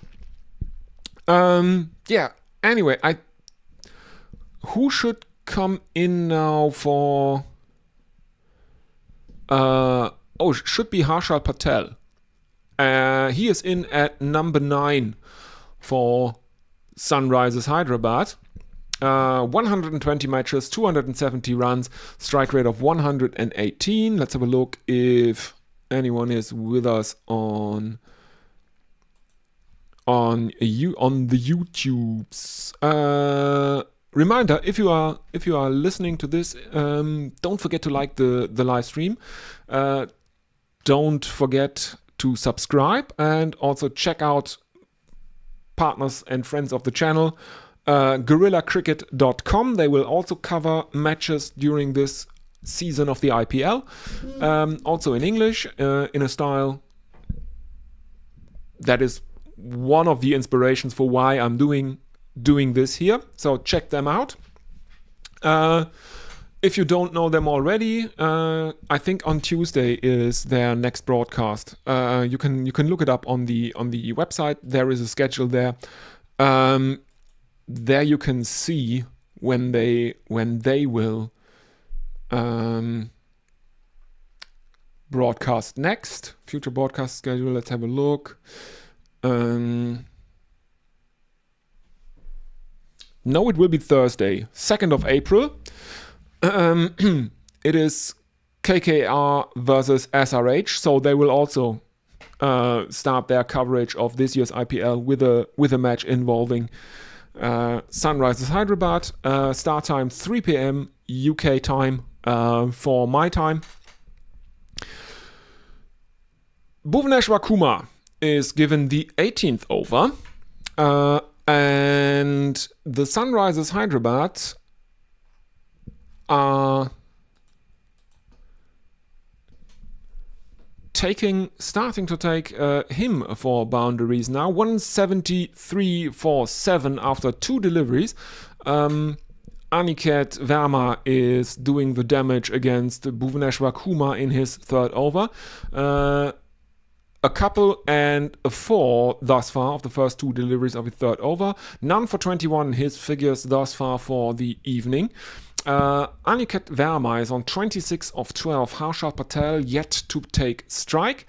High in the air from Aniket Verma. Does it have the legs? No, it doesn't, but his Kohliness drops a skier. That's a drop from Virat Kohli, and Aniket Verma survives. They take a single. Harshal Patel is back on strike, but it was that was really Virat Kohli's to take. Where did he drop it? It was at. Is it at mid wicket? No, he's coming in from long on. Virat Kohli is coming in from long on. He has his eyes on the ball. He is looking to catch it in front of his chest. It just slips through his grasp, and Aniket Verma has a life. Dropped on 26 by his Kohliness. For some reason, my scorecard is not updating. I'm always looking at the scorecard on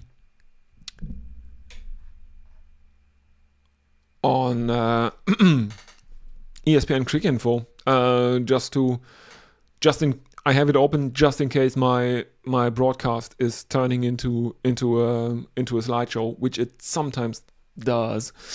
But dropped by Aniket Verma is dropped by Virat Kohli.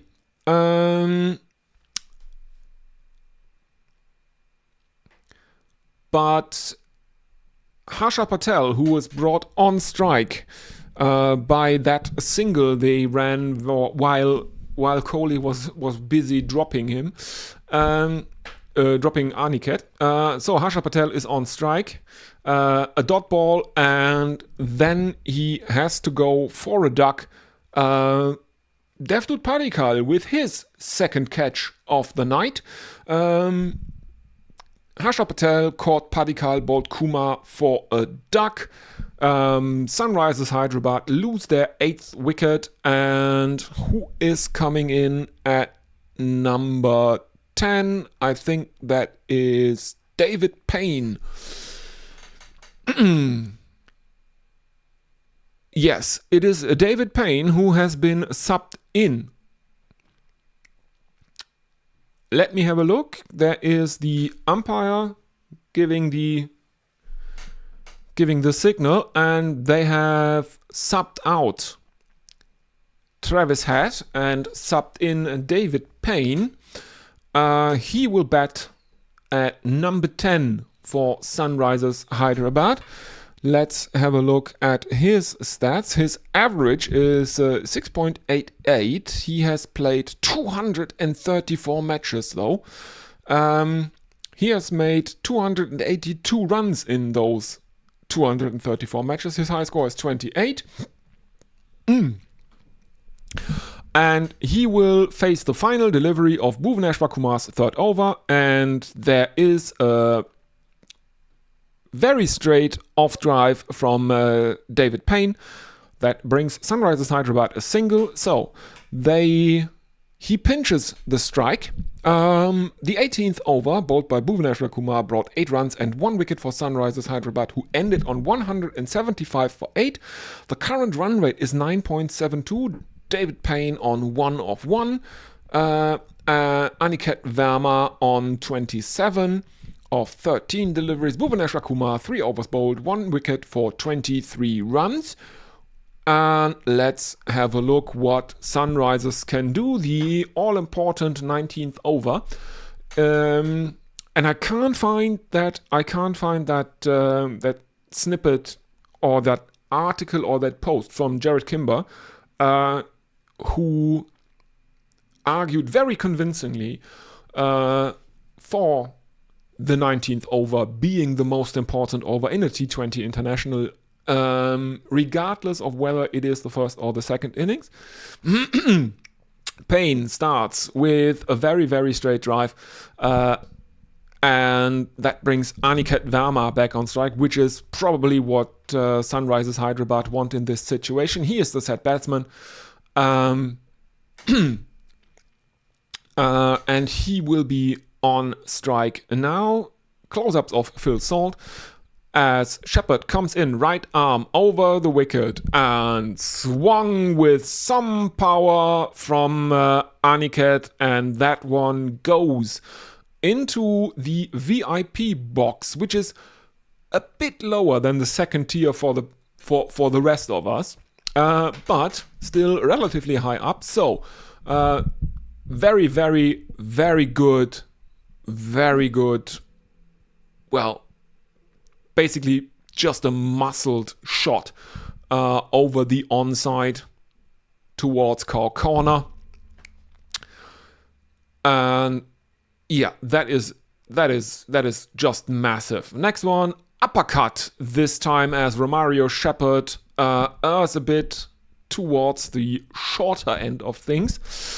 And this one goes away for 4, bounces once at deep fine leg.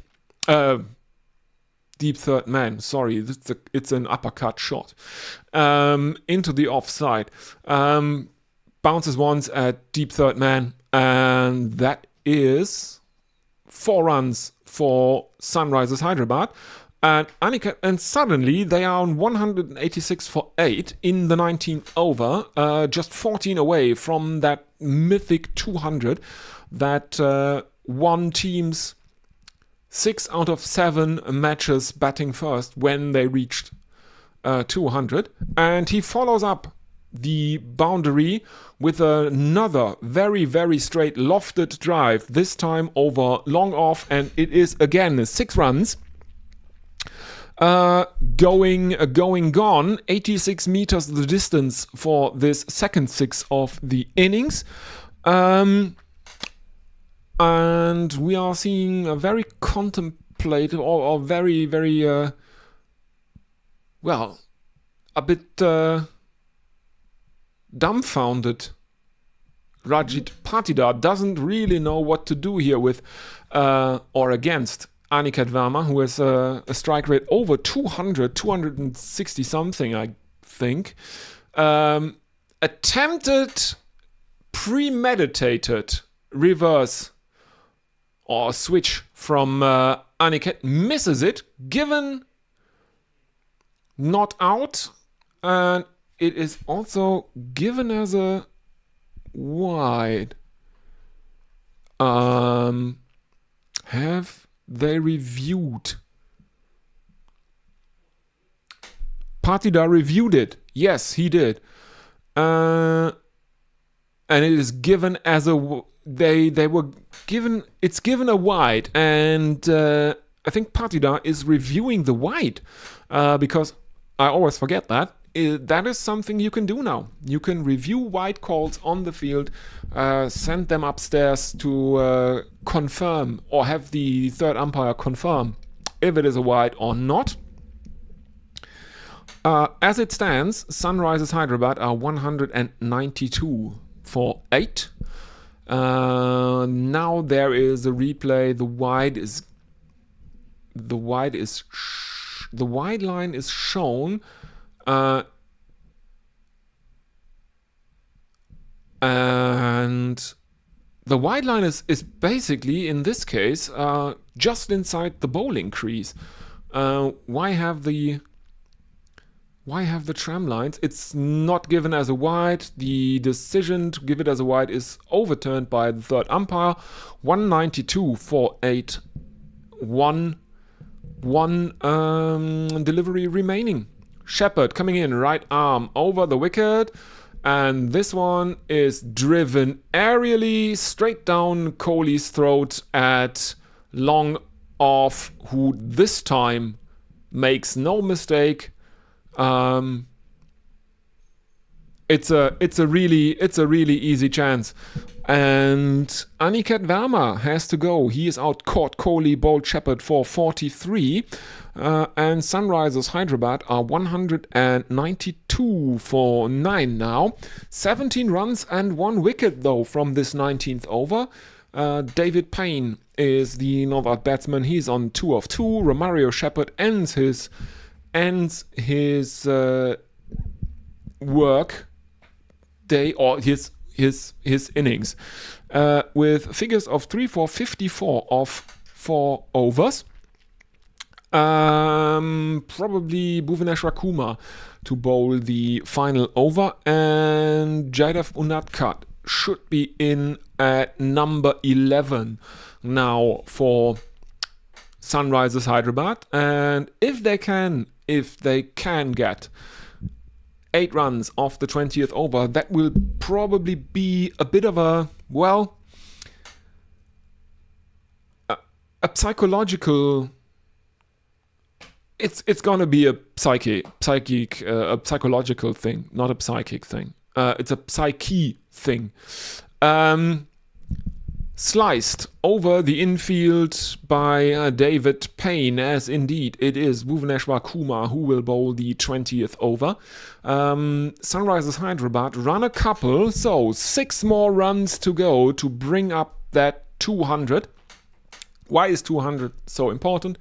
Because teams batting first that have reached 200 at the M. Chinnaswamy Stadium here in Bengaluru have won 6 of 7 matches, I think, in the IPL. So 200 batting first is a very, very, very good score at the Chinnaswamy. Another couple of runs of the second delivery, so 196 for 9 after 19.2 overs. 4 more runs, and the all-important sound barrier is broken. 200 runs. Let's have a look. Bhuvaneshwar Kumar is resetting his field. Payne is on strike, 196 for 9. Payne is on 6 of 4. Jaidev Unadkat so far has not had to take the strike. That will change now because there is a leg by and a single for the Sunrisers. 197 for 9. 3 more balls will have to be delivered in this first innings.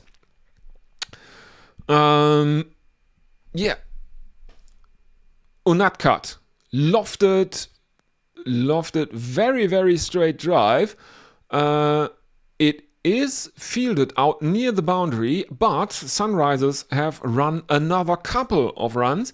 Jaidev Unadkat is off the mark with 2 runs, and 199 is up on the scoreboard for the Sunrisers Hyderabad as a team.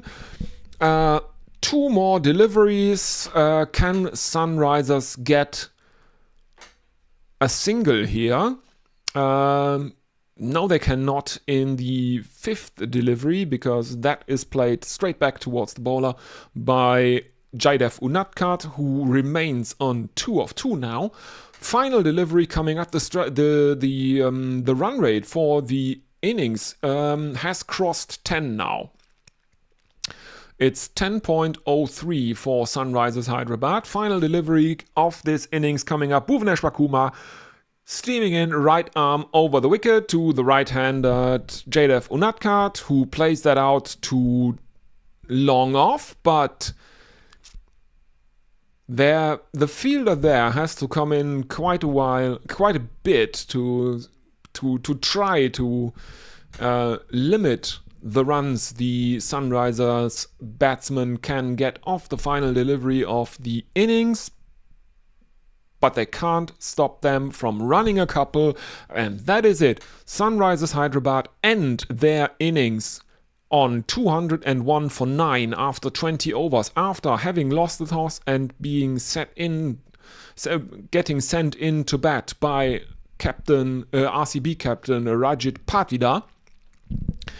After a very, very, an underwhelming, let's put it that way, after an underwhelming power play, 49 for 3 they were after 6, they then made 93 runs for 2 wickets in the overs 7 to 15 and 59 for 4 at the death.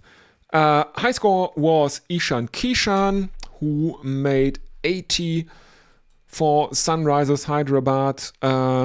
Aniket Verma is another contribution that is probably worth a mention. He made 43. Picks of the bowlers were Jacob Duffy, who took 3 for 22, and then Romario Shepherd also took 3, but he paid quite a bit more for them. He took 3 for 54. Bhuvaneshwar Kumar, Abhinandan Singh on debut, and Suya Sharma all chipped in with a single wicket each. Krunal Pandya, the only bowler who was out of luck for RCB in this first innings. He bowled 2 overs, none for 26, and that is it. Let's have a final look for the innings. At YouTube, Tim Wilton Davis can't stay, just saying hi. Oh, sorry to hear that, Tim. But thank you for saying hi. And Brian in Brisbane says, this game seems to be going for a very long time. Have they gone overtime? I don't think they have, because I don't think they have, but that is because the IPL generally, they don't really enforce it that rigorously. And I mean, I think it's a broadcasting and advertising thing for them. And it's the opening match, and they want to get in as much broadcasting time, I think, Brian. So yeah, it's going on for a very long time. They have taken 2 hours now for the first innings alone. And yeah, that's according to the hours of play I can see on ESPN Cricinfo. That's 30 minutes over what was given. They started at 19 at 7:30 local time, because India has some very, very weird half-hour time zones. And the first session was scheduled for 19:30 to 2100. And now the local time is, I think, 2130.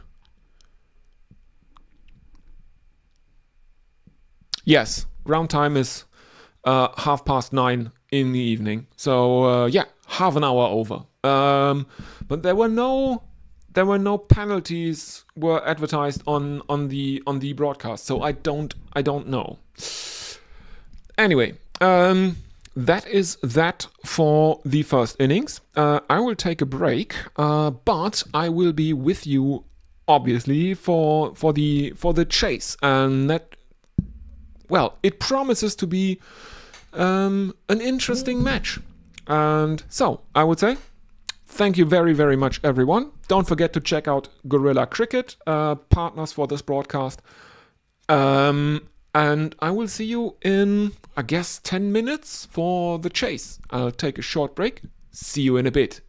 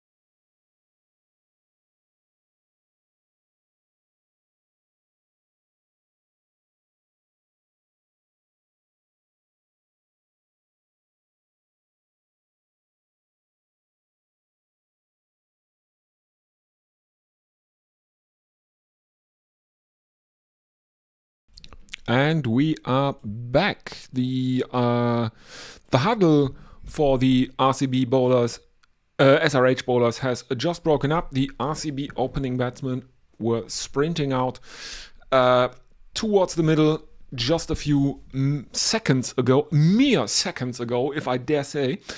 Welcome back. If you missed the first innings, here is the highlights. Ishan Kishan made 80. Aniket Verma made 43. Sunrisers Hyderabad posted 201 for 9 after having lost the toss and being sent in by RCB's captain Rajit Patida. And in matches, in IPL matches, I think it was, where the team batting first scored over 200, which was the case 7 times. 6 times out of these 7, the team batting first won.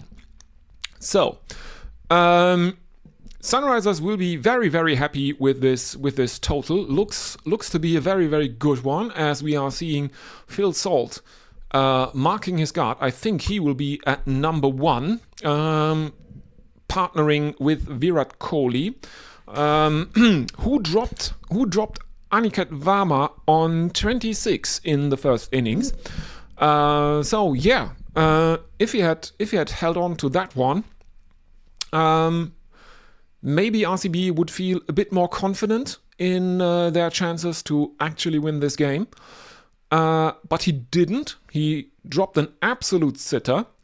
And that means that Sunrisers Hyderabad could actually post a total of over 200. There we see Phil Salt at the strikers end. Ishan Kishan, the wicketkeeper captain of Sunrisers Hyderabad, behind him rearranging the field. I don't see who is going to open the bowling, but I see there is a fielder at point.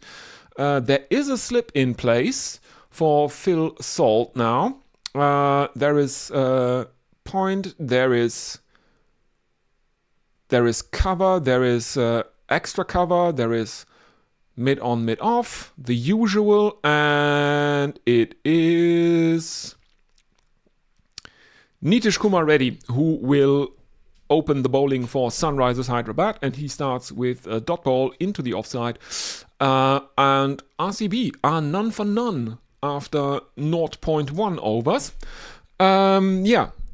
If you are new here, probably you're coming over from Guerrilla Cricket, because we are doing this in cooperation with Guerrilla Cricket. The Guerrillas can't possibly cover all the matches of the IPL. I can't either, but we decided to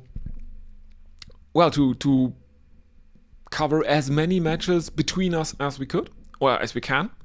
The Guerrillas are on Thursday for the first time. They also start their IPL coverage with a match involving the Sunrisers, as well as I. But something interesting is happening. There is an attempt at a run, and there is a direct hit at the striker's end from extra cover, but Phil Salt had already turned around, gotten the bat in the crease, so it remains a dot ball. But it's a very, very good direct hit. Anyway, Nitish Kumar Reddy, cut short by Phil Salt, and that evades backward point and the slip that are in place.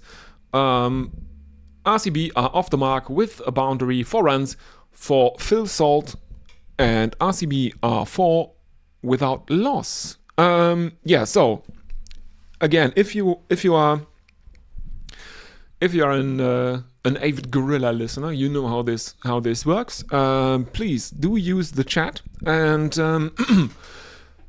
if you have anything to say, any questions, anything at all, please put it in the chat, and I will get to your social media posts in between overs. And now it's been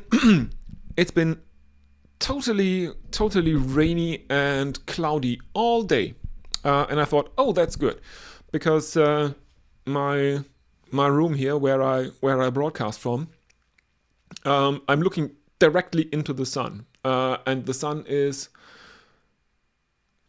at this time of day, obviously, and it's really, really hard to see what is going on if you're looking into the sun, because my monitor is beneath the window, and that's too bad. It's a window that gets a lot of sun at this time of day when these cricket matches happen. But I hope I can manage.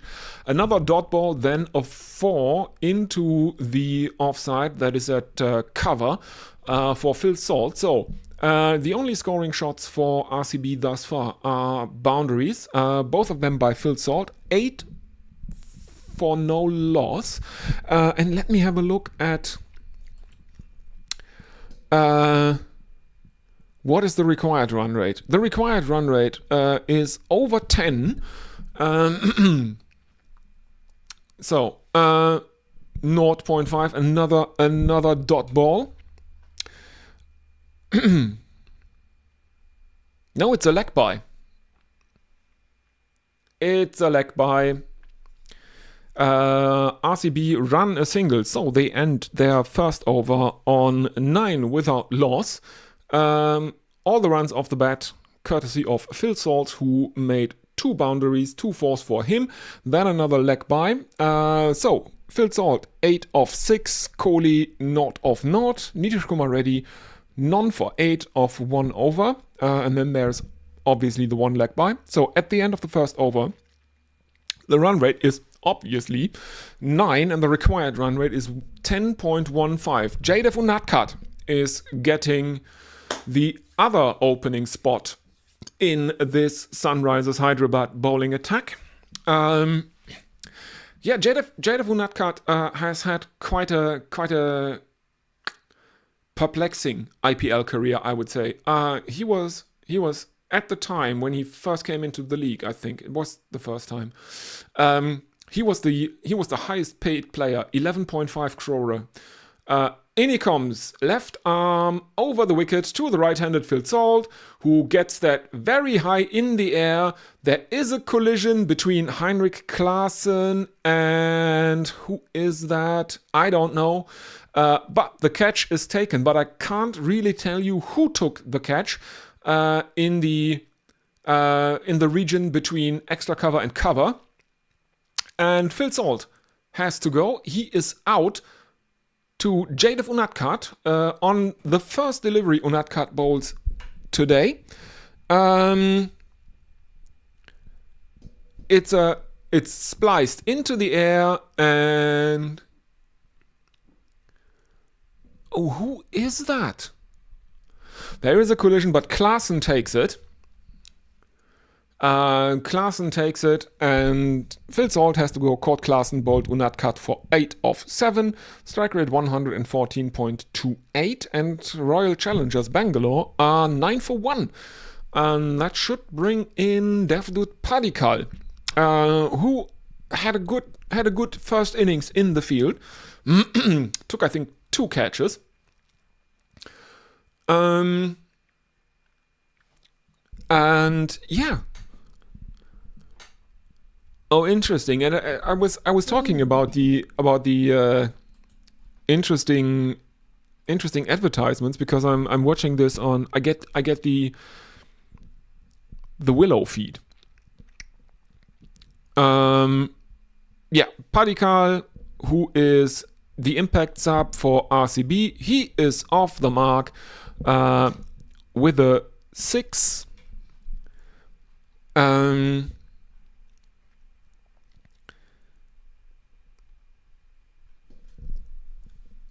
Flick over backward square leg for Devdutt Padikkal, and that is the first 6 of the chase for RCB. Sunrisers Hyderabad didn't have the best power play. They made 49 runs in the first 6 overs, and they paid for those 49 runs with 3 wickets. But then they picked up the pace and in the end posted 201 for 9. And now Phil Salt has fallen early. He had to go first delivery of Jaidev Unadkat's first over, who, I was talking about. When he came into the league, he was the highest paid player for 11.5 crores. I think he played for Rajasthan Royals at the time. I think his first IPL season was with Rajasthan Royals. They paid a lot of money for him. And he then was basically shit. Someone on Reddit did the math. As we see Virat Kohli on strike for the first time, and that is a dot ball. First delivery Kohli faces is a dot ball.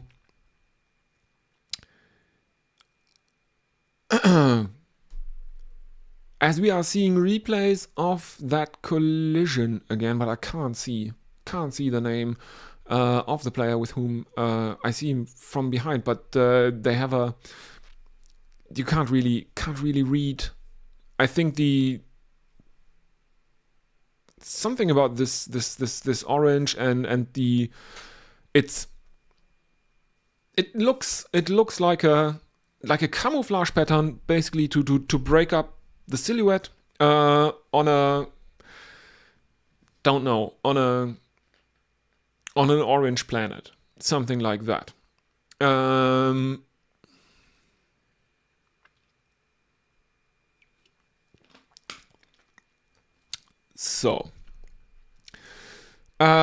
But Kohli is off the mark. He threads one in between a mid, off, and cover. Finds the boundary. And RCB are 20 for 1. Single of the final delivery of Unadkat's first over. 21 for 1 after 2. The RCBs. Unadkat with figures of 1 for 12 from 1. Padikal on 7 of 2 and Virat Kohli on 5 of 3. The current run rate is now ahead of the required run rate, but this being a T20 international. Well, apparently there is also a problem with YouTube, because now I have YouTube connection errors. So yeah, I know it's easy and quite tiring to just always harp around how horrible of a platform YouTube is sometimes, because basically they were founded as a video on demand platform. So live streaming at the time when YouTube was started was not a thing, because upload speeds were not that great, and you could only make 5-minute videos on YouTube,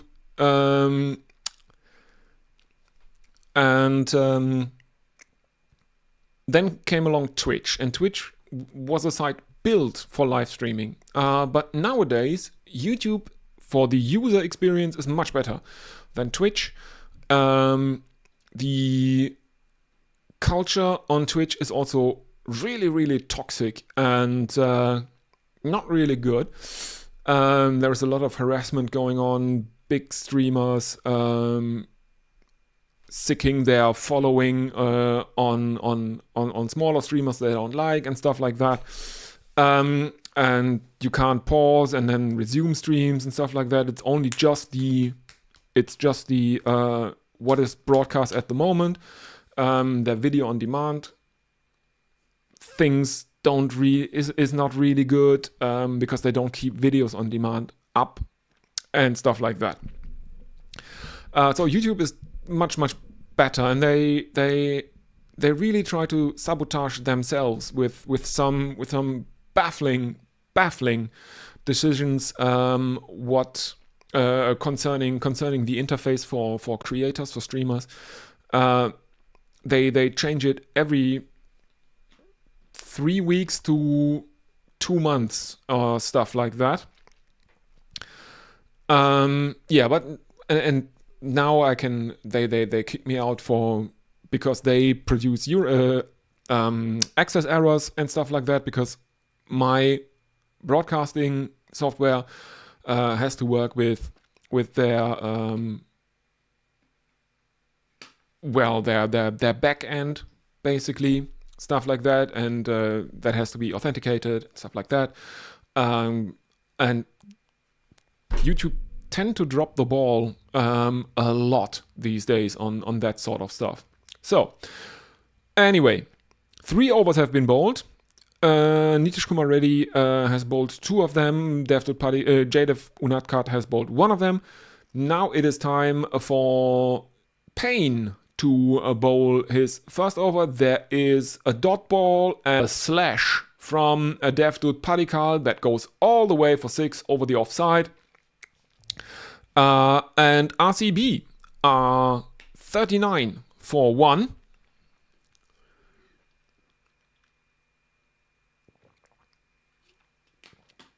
RCB.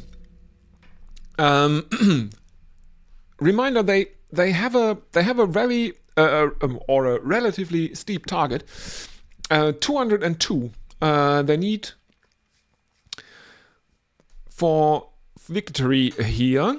But now Padikkal follows his 6 with a 4. That really helps for RCB. The required run rate is now below 10. It started out over 10, and now it is 9.64. So they have chewed into that a bit.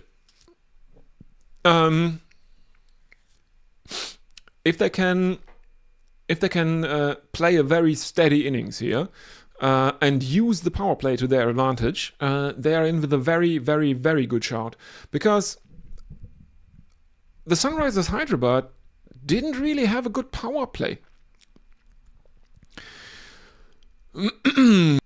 Now there's a pull shot from Devdutt Padikkal that finds a fielder out in the deep on the onside, and RCB run through for a single, bringing Kohli back onto strike.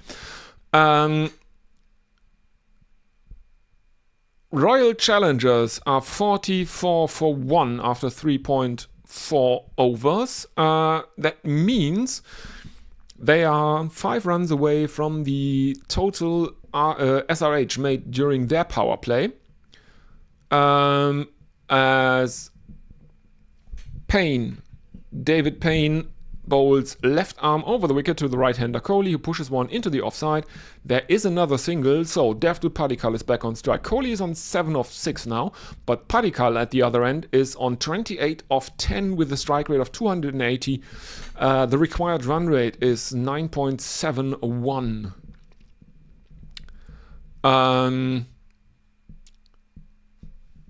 In comes Payne, left arm over the wicket to the left-hander Padikkal, and that one is flicked off the pads, high into the air, over or in the region of long on, in between long on and mid wicket. 6 runs for the total, and at the end of the 4th over, RCB bring up their 50. RCB 51 for 1. 18 runs came from this 4th over, and and they are way ahead of where Sunrisers Hyderabad were at this stage in their innings. Devdutt Padikkal on 34 of 11. Virat Kohli on 7 of 6. David Payne 1 over, none for 18, and the run rate that is required of the RCBs is dropping steadily. 9.44 it is now. Let's have a look if anyone is with us on YouTube. Please do use the YouTube chat. That is really, it's nice to connect with the listeners. And probably most of you who are listening to this know me from Guerrilla Cricket and stuff. So you know how this works. You use the chat, and in between overs I will have a look at your social media posts. Yeah, so Unadkat is bowling to Kohli. Dot ball, first ball, but then Kohli's eyes light up. He goes down on one knee, and absolutely clubbers Jadef Unatkat over the onside for 6 runs, 57 for 1. So way ahead of where Sunrisers were at the end of their power play, and we are still only in the 5th over. Yeah.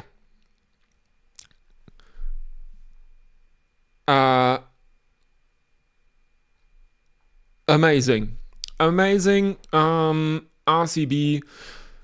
Yeah, I can see how they might actually defend the title, because we had a 75% during the first innings. I had a poll up about if RCB can defend their IPL title, and 75% of you thought yes they can, and yeah, they are looking really, really good, because now there is a 4, because Kohli somehow clears backward point with a very, very square. He bats it very, very square and somehow sneaks it past the right of backward point, and that brings up the 52 for the partner, or the 50 for the partnership. 52 of 20 now between Kohli and Padikkal. Kohli on strike, 17 of 9 now. In comes Unatkat, left arm around the wicket. Kohli slashes at it, finds a single in the onside, so Devdutt Padikkal is back on strike.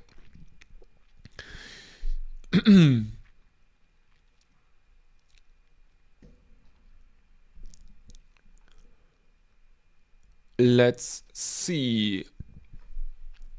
So, dot ball 6-4 and a single now. 62 for 1 after 4.4 overs, the RCBs. Salt the only batsman to fall after looking really good during the first over, but then he was the first wicket to fall off the first delivery of Jadef Unatkat in this innings, and now we see is Jadef Unatkat showing nerves? Maybe, because he bowls left arm over the wicket, very, very short to the left-hander Devdutt Padikkal, and he tentatively pokes at it above his head. It misses the bat completely, and it also misses Ishan Kishan for 4 byes, because it runs to the boundary where a backstop would have stopped it. Now, an attempted hook shot by Padikkal. He loses sight of the ball. They run for a frantic single and are very, very lucky that Ishan Kishan is standing too far back. That would have been a run out. Kohli would have been run out if Ishan Kishan had longer legs and wouldn't stand so far away from the stumps. So let's have a look at YouTube.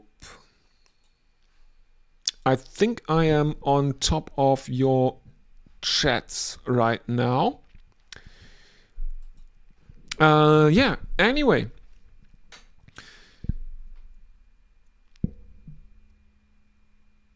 There is... Why is there an ad break? Oh, okay. So they didn't show the last delivery of the 5th over. Anyway, it's just a leg by. So, after 5 overs, RCB are 67 for 1. 16 runs came off this 5th over. Devdutt Padikkal is on 34 of 13, Virat Kohli on 18 of 10, Jadef Unatkat has bowled 2, figures of 1 for 23, and Harsh Dubey is given the ball. His 31st match, 26 wickets, best bowling in innings, 3 for 34, average of 25.38. And he is bowling to a Devdutt Padikkal as Harsh is bowling. And Padikkal goes down on one knee and slog sweeps him. This is the first time in the innings that RCB have Sunrisers have brought on a spinner. Royal Challengers Bangalore brought on their spinners after the power play, and now we get some slow left arm in the final over of the power play from Sunrisers Hyderabad. In comes Harsh, left arm around the wicket to Padikkal, who plays him out into the offside as he dances down the pitch to negate the spin, makes this very full ball a full toss, gets the single, Kohli on a strike, the required run rate now below 9, as RCB are 72 for 1. In comes Harsh Dubai, left arm around the wicket to the right-hander Kohli, who deposits him into the onside. There is another single in that, 73 for 1. Padikkal back on strike, 39 of 15 for him. Kohli 19 of 11. 4-1-1 this over so far. And I think full toss from Harsh Dubai to Padikkal, who can only find Heinrich Klaassen, who is at long on. Another single, 74 for 1.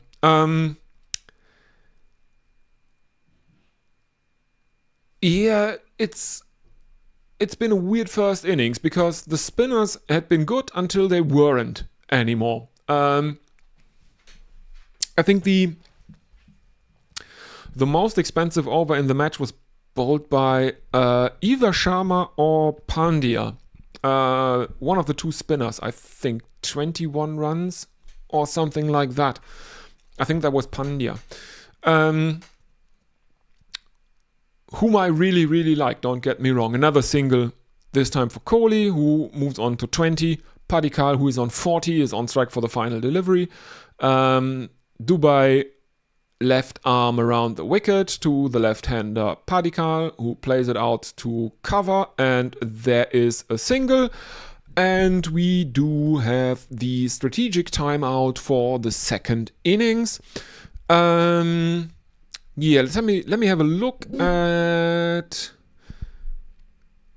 the chat. No, I think there is nothing new. And I will take a very, very short break during the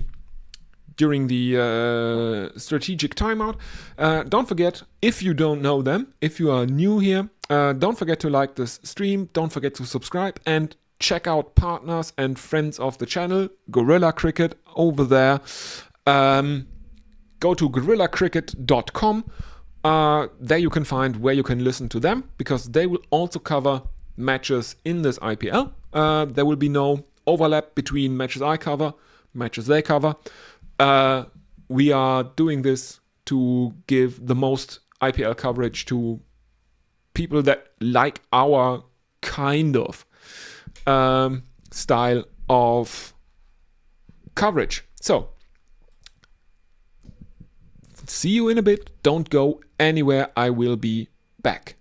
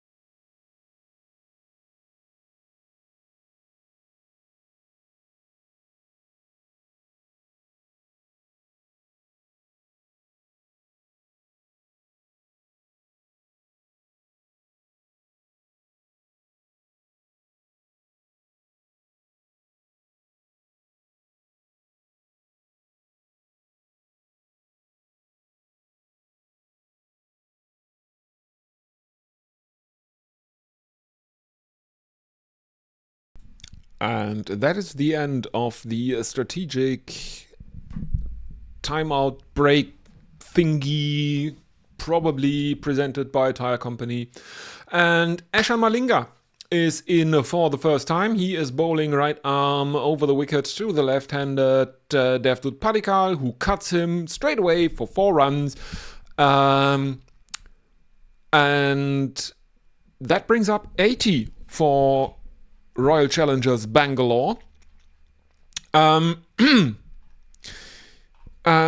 Let me tell you a bit about Eshan Malinga. It's his 40th T20 match. He has an average of 21.56. He has taken 52 wickets in those 40 matches. His best bowling in an innings is 4 for 15. Unlucky here thus far. First delivery is taken to the boundary by Devdutt Padikkal. Second delivery brings a single for the RCBs. And Sunrisers Hyderabad are almost halfway to their target. The target, let me remind you, is 202 after Sunrisers Hyderabad were put in by RCB. After having won the toss, RCB, they put in the Sunrisers. Sunrisers made 201, which is a pretty good score because, well, if you bet first and make over 200 at the Chinnaswamy in the IPL, you tend to win 6 out of 7 times. But might be that next time they play at the Chinnaswamy, the broadcaster will tell you that 200 is a very good score. If you bet first and make 200 in your first innings, 6 out of 8 times you win. Something like that.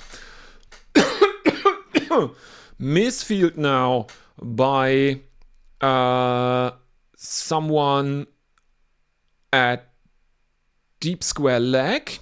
After there was a dot ball, and now Kohli has a couple. 22 of 14 for him now. RCB 83 for 1 after 6.4 overs. Padikkal is the non-striker. He is on 46 of 19. So he might... he's not that far away from his 50. Lofted straight drive from Virat Kohli off the 5th delivery of the over, and that one is high, it is handsome, and it is gone. 6 runs for the course from his Kohliness, 89 for 1 RCB. 13 runs thus far off the over. And the required run rate is dropping and dropping. Oh no, it's not dropping that much. They were 8.64 at 8.44 at one point. It has gone up again, 8.69.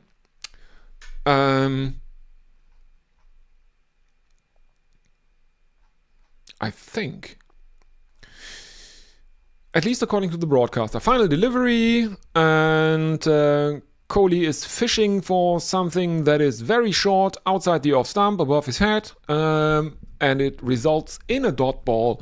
So 7 overs gone, 13 runs came from the 7th. RCB 89 for 1.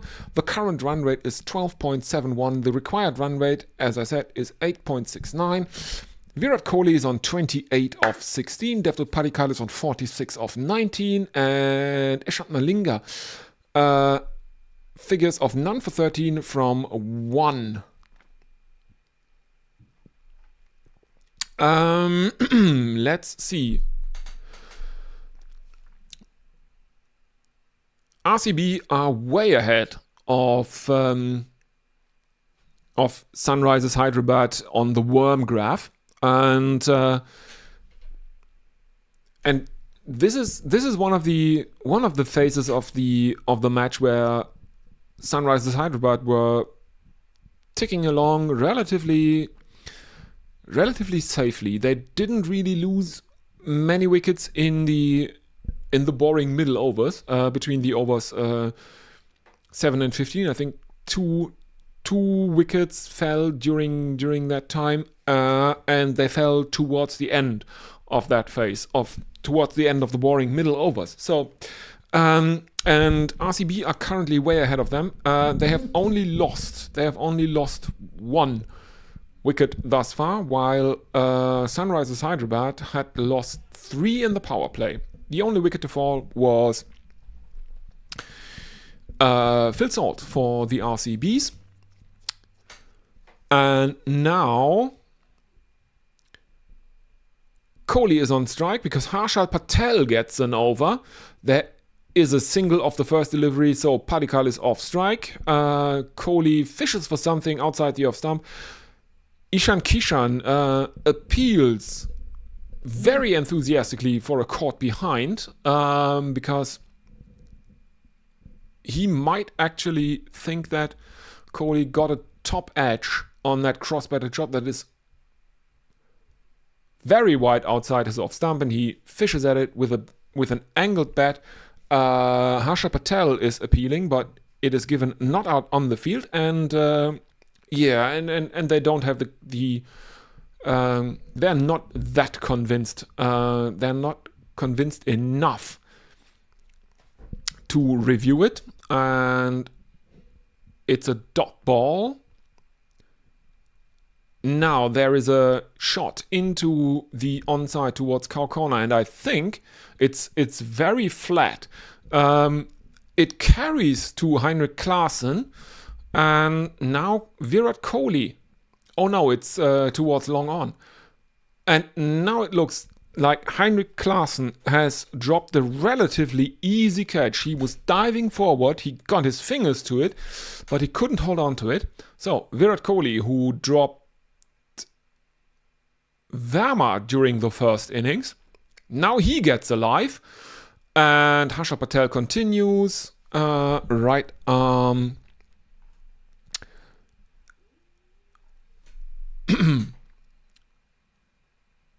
Right arm around the wicket to Devdutt Padikkal, who lofts him straight down the ground for 4 runs, and Padikkal, who was on 47 before this delivery, has now made a 21 delivery 51. RCB are have the triple figures within their grasp. 95 for 1 they are now. And they are making this look relatively easy, this chase. Now, Harshal is continuing. He is bowling a right arm over the wicket now to the left-handed Devdutt Padikkal. This one is shorter. Padikkal thinks about ramping it, or lifting it with a deliberate uppercut. Misses it though, and then Ishan Kishan gets netmagged by it, or as we say in German in football, if you play the ball in between the legs, through the legs of an opponent, you get tunneled, getunnelt, as we say in German. Anyway, that's 4 byes, and RCB move on to 99 for 1. Final delivery of the 8th over is a dot ball. From outside off to cover, he plays it. And that means after 8 overs, the Royal Challengers Bangalore are 99.1. 10 runs coming off this 8th over. They need a further 103 from 72 deliveries. The current run rate is 12.37, and the required run rate is about 8.5. Devdutt Padikkal is on 51 of 23. Virat Kohli on 29 of 18. Harsha Patel has figures of none for 6. Because obviously there are 4 byes in that, and that doesn't count against the bowler.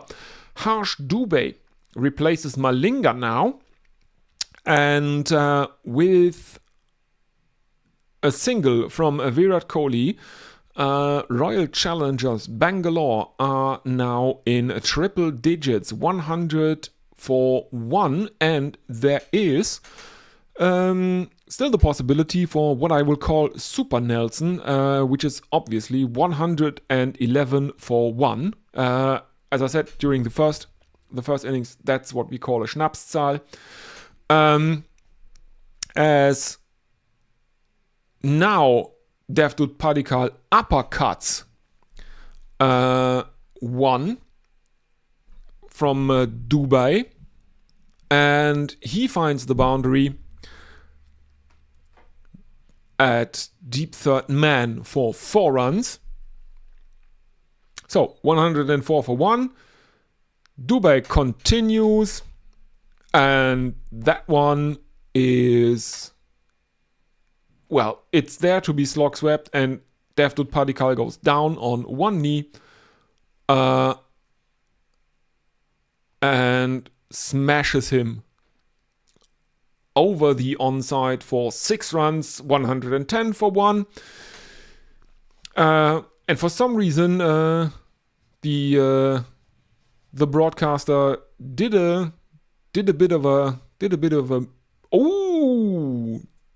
dumb there and showed some pictures from the PSL, which is currently taking place. And I have to disappoint everyone. There is no chance of Super Nelson here.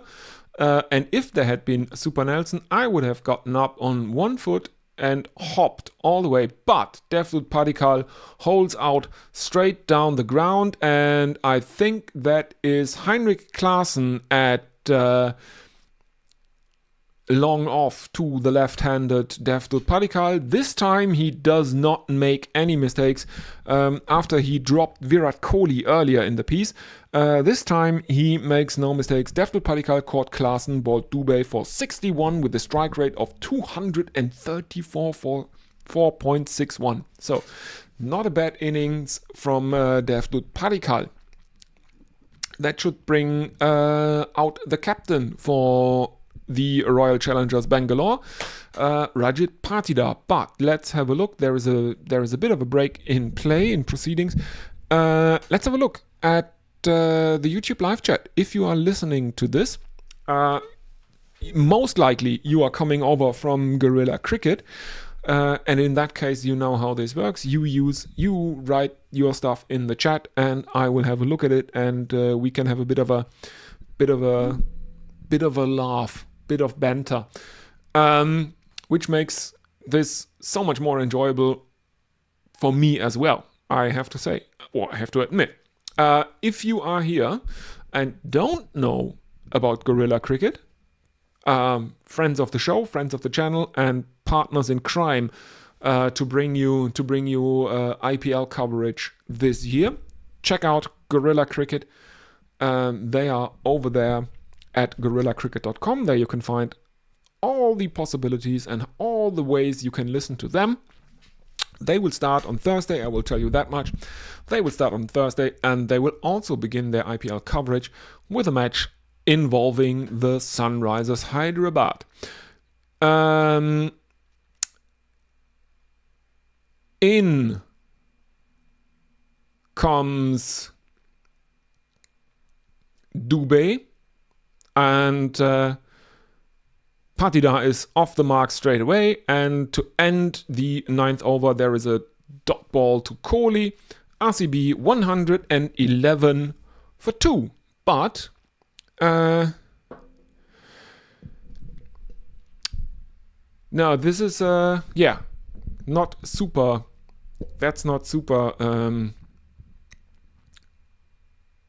Nelson. Let's have a look at the chat. Rich Turner Music asks, does Klaasen have a meaning in German? No, it doesn't have a meaning in German. I can't tell you if it has a meaning in Dutch and obviously Afrikaans, which is a variant of Dutch. Klaasen is from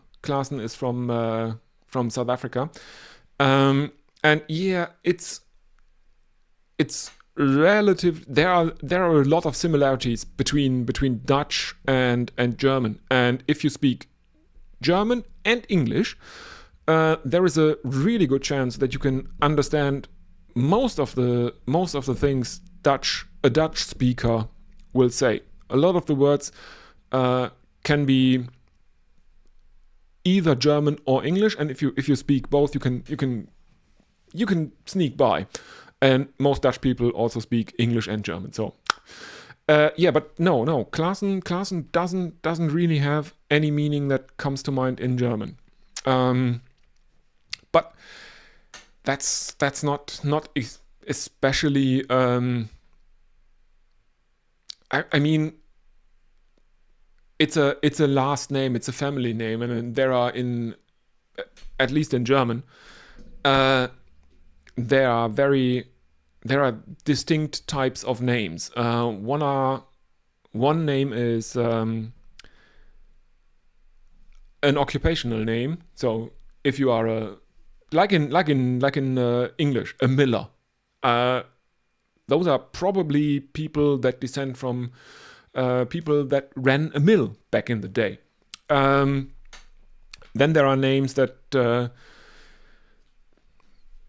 say where you're from, and then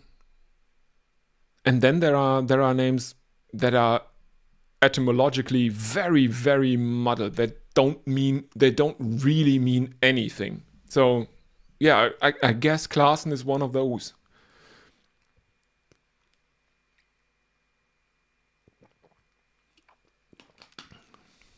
So Harshal Patel gets a second over. And he is taken for 6. And you wouldn't believe it. During an IPL broadcast, someone at Willow is splicing in footage from the PSL, which is quite irritating, I have to say. But also very, very funny, thinking about what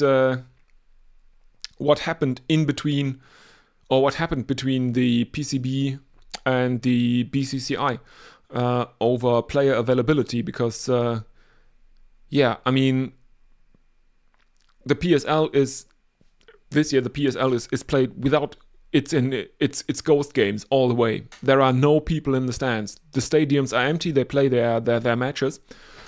And a lot of people opted out of their PSL contracts and took IPL contracts because the security situation in Pakistan at the moment is not really good, and the PCB got pissy with people that opted out of their PSL contracts on the basis of security concerns, and banned them for 1 year.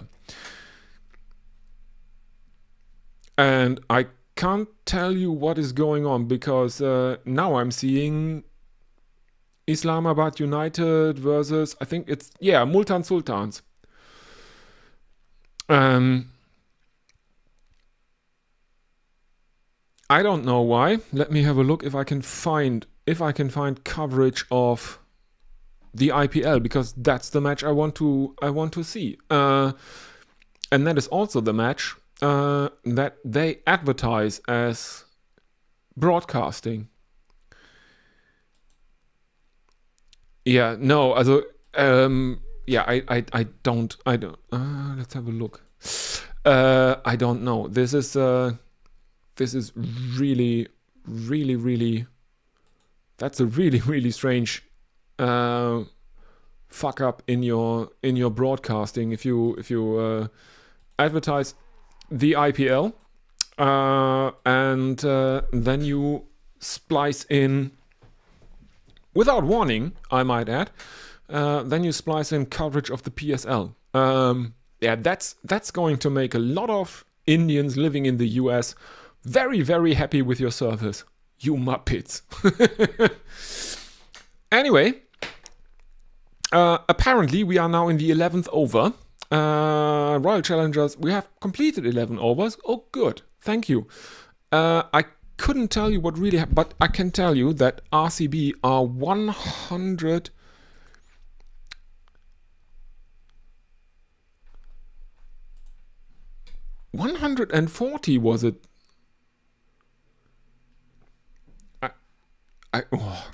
Now there is, of course, there is another there's another block of ads. Just give me a second. Give me a second.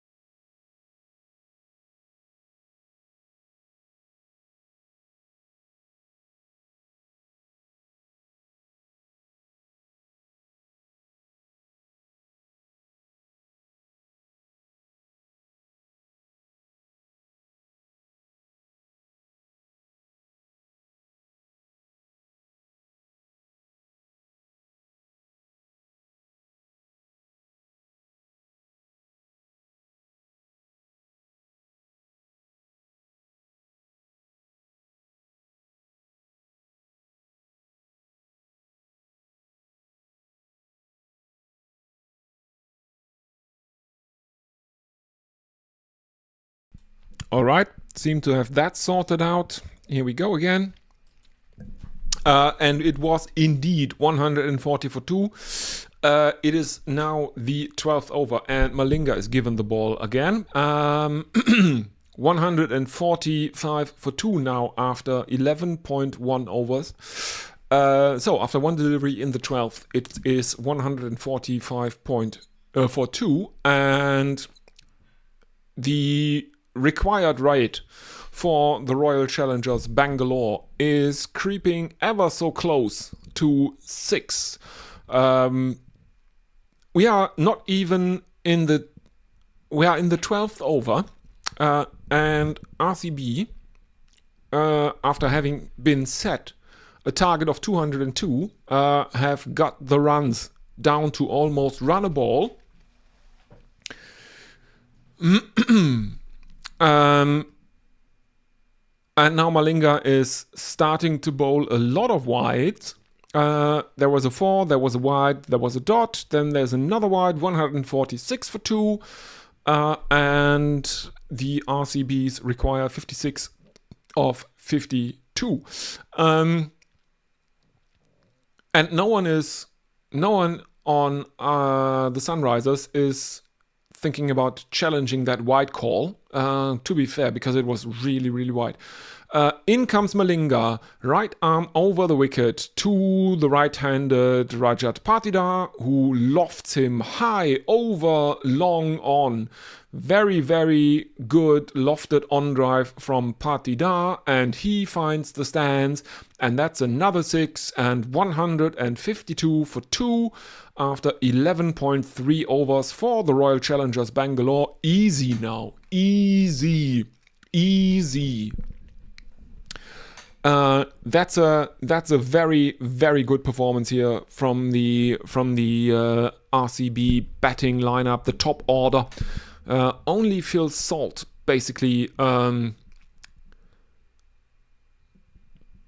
Phil Salt is the only batsman in that batting lineup that didn't fire this match, which doesn't mean he's a numpty, something like Crawley or something like that. No, he isn't. And Malinga bowls another wide, and I think this time they have they reviewed the wide call on the field?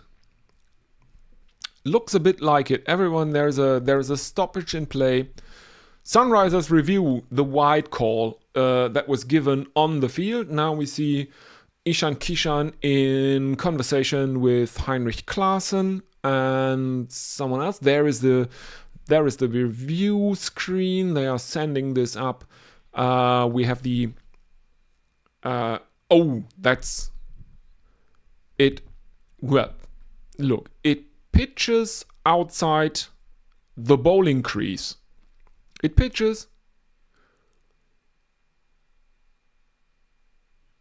Or no, just no, it doesn't. It pitches outside the tram line. It pitches outside the tram line. It then seems back in a bit, and Rajat Patidar did not get a top edge on that one because he was fishing for it with an angled bat outside the tram line.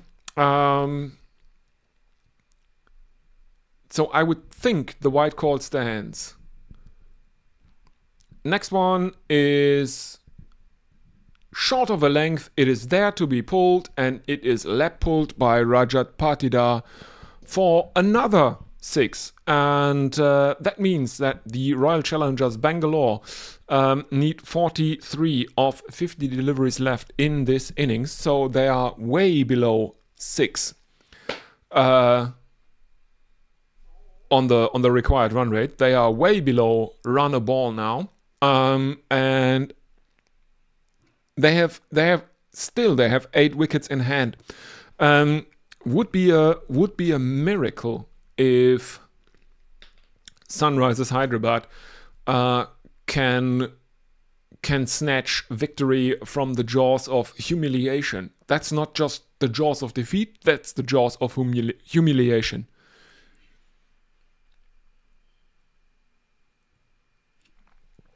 Because remember, the Sunrisers lost 9 wickets on their way to a total over 200. So another single. So Kohli is on strike, and Malinga is bowling another wide that Kohli fishes for outside the off stump, very close to the ground, very very horizontal bat. There is a bit of an appeal for caught behind, but Kohli did not get any top edge on that one. So 161 for 2, 41 of 49. In comes Malinga for the hopefully final delivery of a very, very, very, very costly over. Single into the offside to end proceedings, and Royal Challengers Bangalore have taken 22 runs off the 12th over. 162 for 2, need 40 more from 48. Virat Kohli is now close to his half century, 46 of 28. Rajat Patidar on 31 of 11, and Eshan Malinga has figures of none for 35 from 2. David Payne is brought back into the attack. And we are seeing... I managed to get pictures back, but because in my package there is it's a German provider for streaming TV, and for some reason I can actually watch Star Sports, but just Hindi, which is quite fun. And now poor champion of champions, Ravi Shastri is forced to make advertisements for Google Gemini. Fucking hell. Poor dude. Let's have a look at the YouTube chat. Brian in Brisbane is saying the 100 competition in England is under the BCCI control too, with the IPL-owned franchises supposedly not selecting any Pakistan players. Yeah, that's another giant turd. I mean, and it's and the thing is, oh, wait a minute. Payne is brought back, and second delivery, he has Rajat Patidar, the RCB captain, has to go. He is out caught. That is the first IPL wicket for David Payne. Caught Dubey, bowled Payne, 31, strike rate 258 for strike rate 258.33, and RCB are 163 for 4, and that brings out Jitesh Sharma. But yeah, it's a shame, but it is the problem is not. I have read into that. The problem is not that the BCCI don't want Pakistani players, because the BCCI has no sway over what the people do in the 100. I couldn't care less. I couldn't care less about the 100.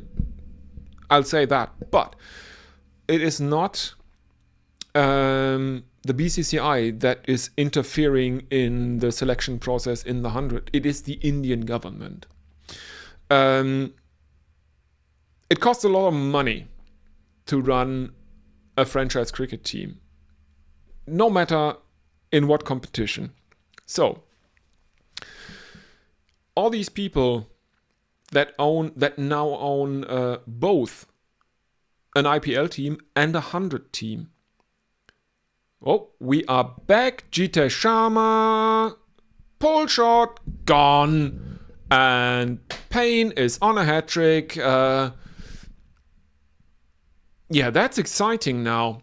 Payne is on a hat trick as Jitesh Sharma is trying to pull one. And I hope I'm back online, Brian. But yeah, so sorry. The problem is not the BCCI. The problem is the Indian government. And to be fair, another problem is the Pakistani government, because both governments interfere heavily in the cricket operations of their respective boards. I'm relatively sure that these people that own IPL teams and 100 franchises, they make a lot of their money. They do business. They do business in India. And I'm pretty sure it's the Modi government that is making the call that there will be harassment of companies in India that employ Pakistani citizens. I'm pretty sure that's the problem. I think the BCCI and the PCB, they would love to play against each other, because that's the fucking money shot. But the reason they can't do that is not that the president, that Jay Shah hates Pakistanis so much that he won't allow his personal playthings that are the Indian cricket players to play against them. He would absolutely do that. I mean, there is around 300 million Pakistanis, and there is 1.5 billion Indians. So that's almost 2 billion people that are basically guaranteed to watch that. So they would do it in a heartbeat. What's standing in the way of that happening? And what's standing in the way of Pakistani players playing in the IPL is the Modi government and whoever is in charge at the moment in Pakistan.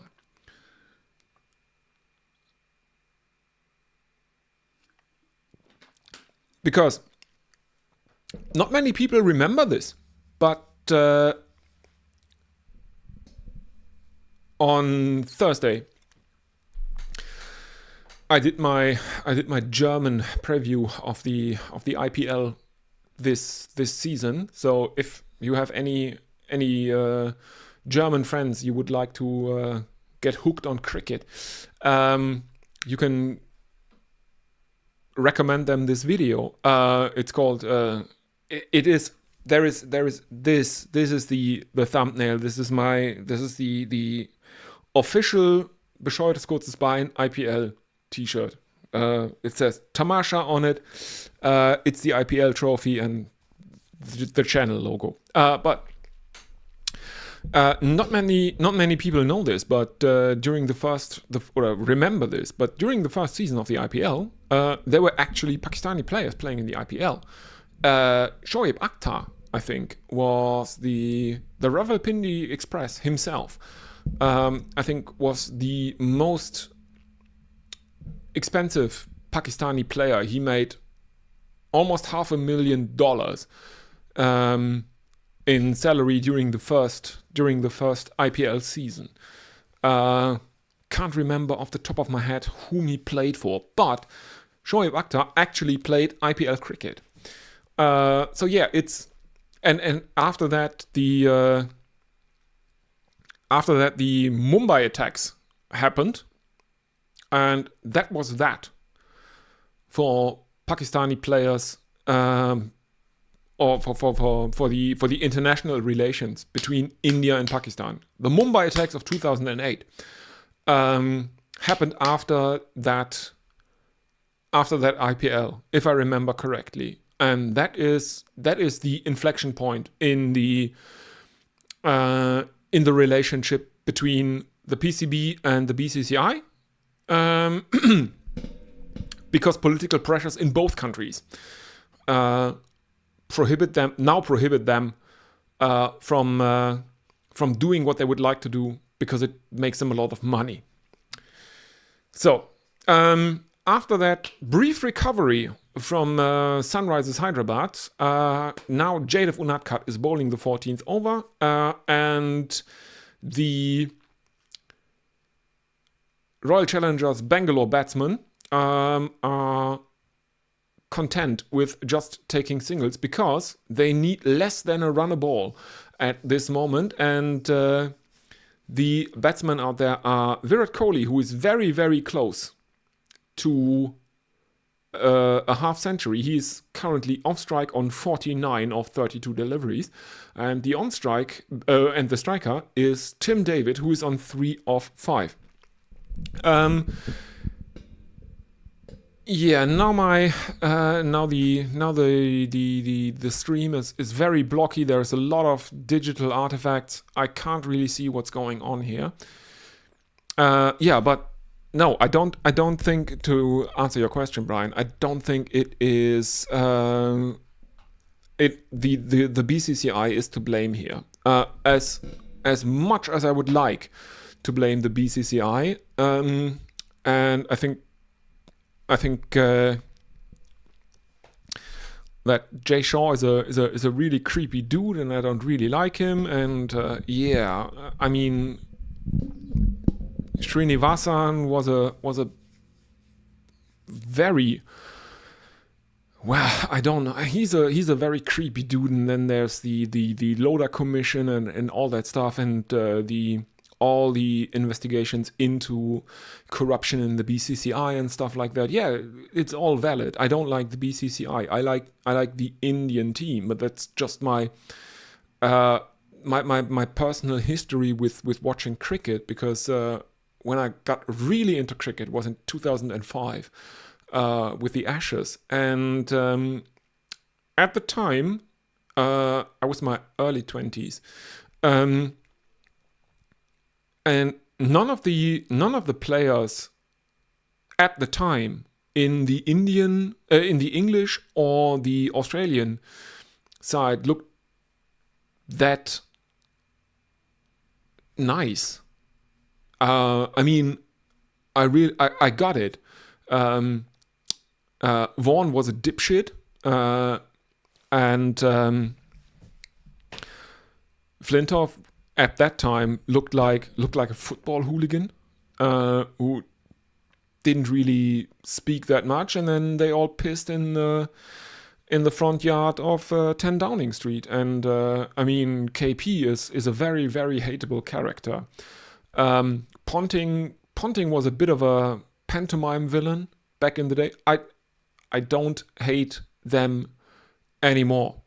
Exceptions for KP and Vaughan are to be expected in that statement, but yeah, I like Gilchrist today. I like Freddie, He's a very solid citizen, I think. But they didn't appeal to me at the time. While the Indian team had people like Dravid, like Tendulkar, who much more likable characters, I thought. So yeah, I like the Indian team because that is basically the first Test team I really rooted for. That Indian team of the early 2000s. It doesn't mean that I'm an apologist for the BCCI and for the shit they do, because they do a lot of shit. Yeah. So we have a strategic timeout, and RCB are 170 for 4. 6 runs coming off the 14th over. And let's have a look. Rich Turner says apparently Sunil Gavaskar was furious that one Pakistani player got signed for a team in the 100. Was he now? I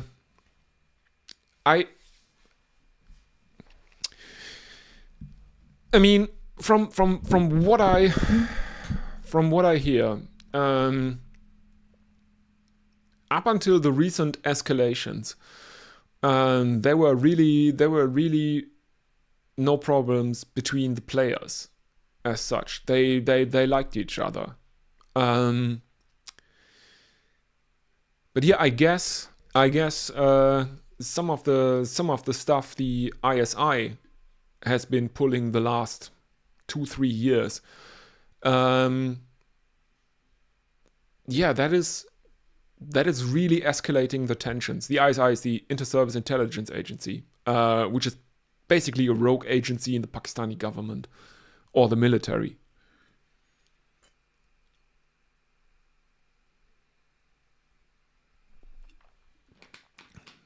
And I'm not saying that as the Pakistanis are the evil guys. No, that this is. I'm really into politics and geostrategic stuff and all that shit. Reading Tom Clancy and stuff, and the ISI is always on the brink of being designated a terrorist organization by world powers, and that is really impressive, considering that Pakistan is ostensibly or officially an ally of the US at this time when they plan the Mumbai attacks and stuff like that.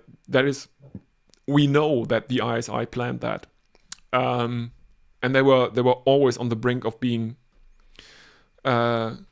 designated a terrorist organization. And I mean, that's absolutely wild. A government agency of one of your allies is to be designated a terrorist organization. Come on, you have to pull a lot of shit to get into that situation or into that place. Anyway, Virat Kohli makes his 50 with a single, because there is also cricket being played, and I say my stream has my coverage has gotten better again. So Payne is bowling. There is a single for Kohli, which brings him up to 50, and Tim David is on strike, and he punishes Payne the ball after Kohli completes his 50 with a not very pleasing looking uppercut, but it is an effective one because it goes for 4 runs. Meaning RCB need 26 to win of 33. Now there is, I think that looks like a short wide down the leg side. Is it given as a wide? Yes, indeed. It has been given as a wide down the back of the head of Tim David. And yeah, this match is done and dusted. Not even the brace for Payne could help that, as Tim David is now punishing him. Another uppercut, and this time it goes for 6 runs over cover. It's a slice. It's not really an uppercut. He tries to slice it over cover, and he succeeds.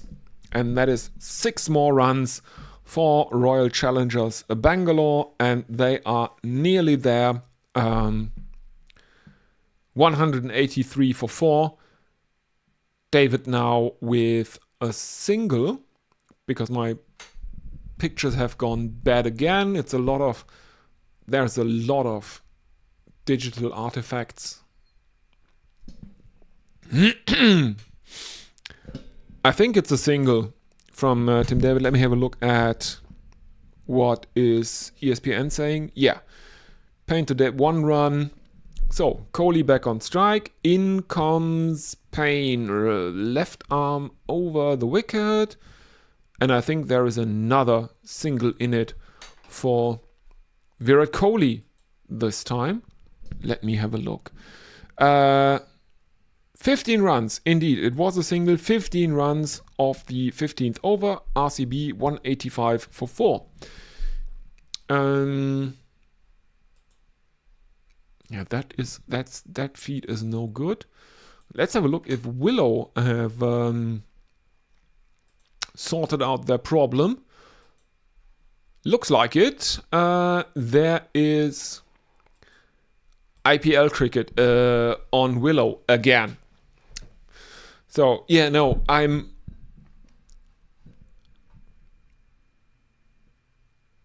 but they are a bit behind. Okay, so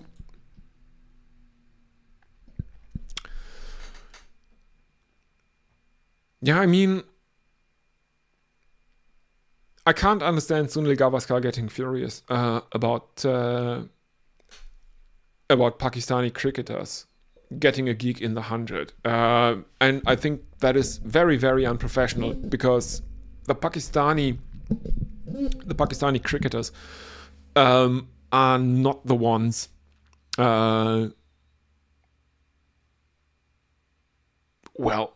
committing crimes, doing all that stuff.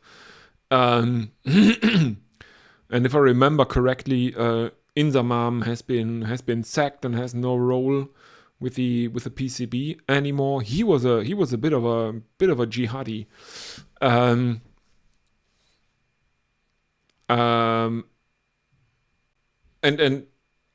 yeah, I know that sounds horrible, calling someone a jihadi, but it's just who that guy is. And I mean there's enough American Christians I absolutely call crusaders, but you can't call a Muslim, a person of Muslim faith, a crusader. That's fucked up. But yeah, I don't like jihadis, but I also don't like crusaders. So there's that. Harshal Patel to continue. And maybe Harshal Patel is going to end this match, because Virat Kohli takes a 6 of the first delivery of Harshal Patel's over and a 4 of the second delivery of Harshal Patel's over. So 10 runs of the first 2 deliveries. And that means that RCB need another 7 runs of 28 deliveries. Virat Kohli taking strike. Harshal Patel coming in, right arm over the wicket, and that one is driven to cover and finds the boundary, and that means that RCB need another 3 runs to win this match. Virat Kohli is on 65, not out.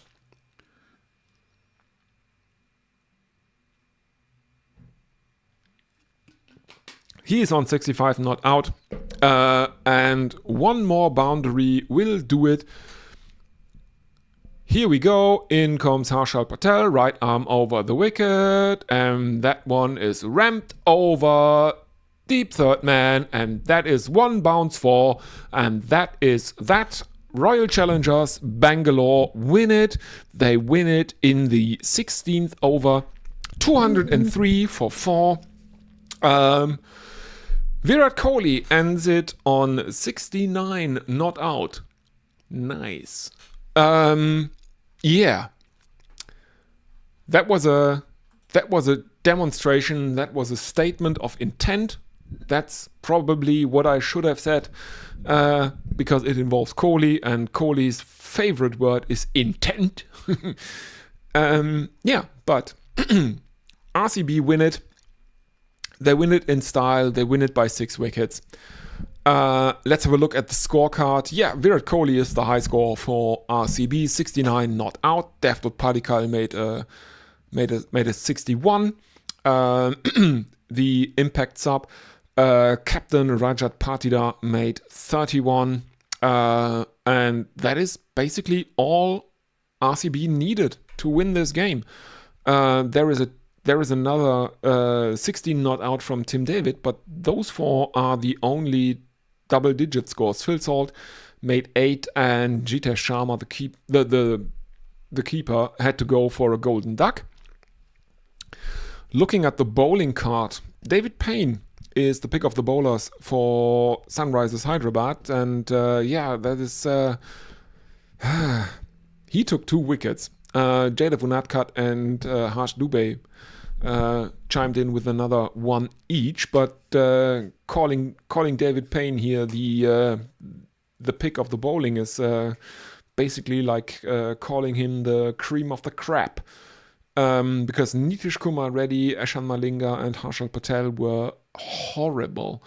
Eshan Malinga has an economy of 17.5, Harshal Patel 14.62. No one is below 9.5 in this bowling card for the Sunrisers Hyderabad. So that is that. It is 6:30. 6:30 my time. So meaning I've been basically droning on for around 3.5 hours. Let's have a final look at what you said in the chat. So from the BBC, says Brian in Brisbane, former India captain Sunil Gavaskar has said Sunrisers leads signing of Pakistan spinner Abra Ahmed indirectly contributes to the deaths of Indian soldiers and civilians. No. Sunil Gavaskar it's full uncle mode. That is a stupid and nonsensical statement from Sunil Gavaskar. No. A Pakistani sportsman playing sports, and I don't get too many statements or press releases from Pakistani players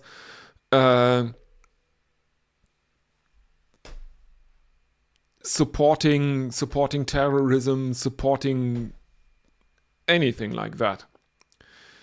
And I think that is a stupid statement. And I think sport should be. It should not be a weapon of war, and in the information battle, on the information battlefield, on the PR battlefield. Sport should be something that brings people together. I know that during the last decade basically, or last 2 decades, that's not been the case. It is a symptom of the world regressing. We are back to all the stupid shit that happened during the Cold War, when the Olympics was a political thing, when we need to show the Soviets that our system of government and our system of corruption is better than their system of corruption, which is stupid. Yeah. Anyway, thank you everyone who was here today. That was quite a match. It was quite remarkable, I think. But and I don't want to talk too much politics. Not in this climate when we are basically on the brink of World War III. And I can't believe it, but the German Chancellor is such a fuckwit that we might again go 3 for 3 of being on the wrong side of a world war, which is mind-blowing. How can you be that stupid? So I don't want to talk too much about politics in this climate. So I have to say, or I'm going to say, thank you everyone for being here today, keeping me company. It was a pleasure. Yeah, I think first of all, most of you will know it, but this is a stream in cooperation with friends of the channel Gorilla Cricket. That's why I have their logo on the screen prominently. Yeah, check them out if you don't know them. GorillaCricket.com. There you can find all the ways you can listen to the Gorillas. They will be on air on a Thursday. They will cover Sunrisers Hyderabad versus, let me have a look. I think it's Kolkata Knight Riders. I think it was Kolkata Knight Riders. So, both me and the Gorillas start our coverage of the IPL this season with matches involving the Sunrisers. So that's a bit funny.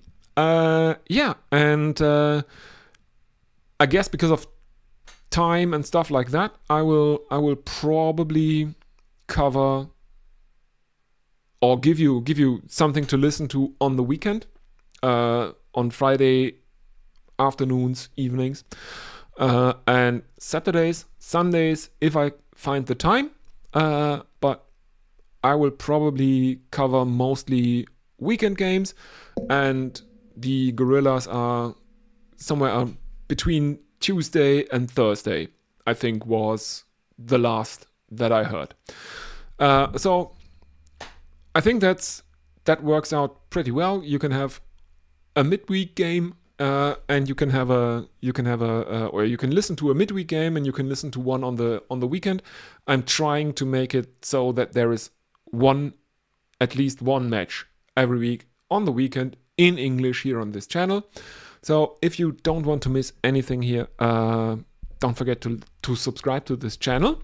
And if you would also activate notifications, YouTube will send you a message when there is new coverage here. I generally schedule my streams ahead of time, so people are not surprised that there is a game on Leah's channel. No, I'm generally scheduling them, and so you can make your plans accordingly. You can plan accordingly. I think that is very, very important. So you don't get surprised by me. So, anyway, thank you again very, very much, everyone who was listening today. And I see you probably on Thursday in the chat over at Gorilla Cricket. And next weekend, probably, I will do another stream here and give you an excuse to hang out for a few hours with some other nerds. So, thank you and see you. Bye bye.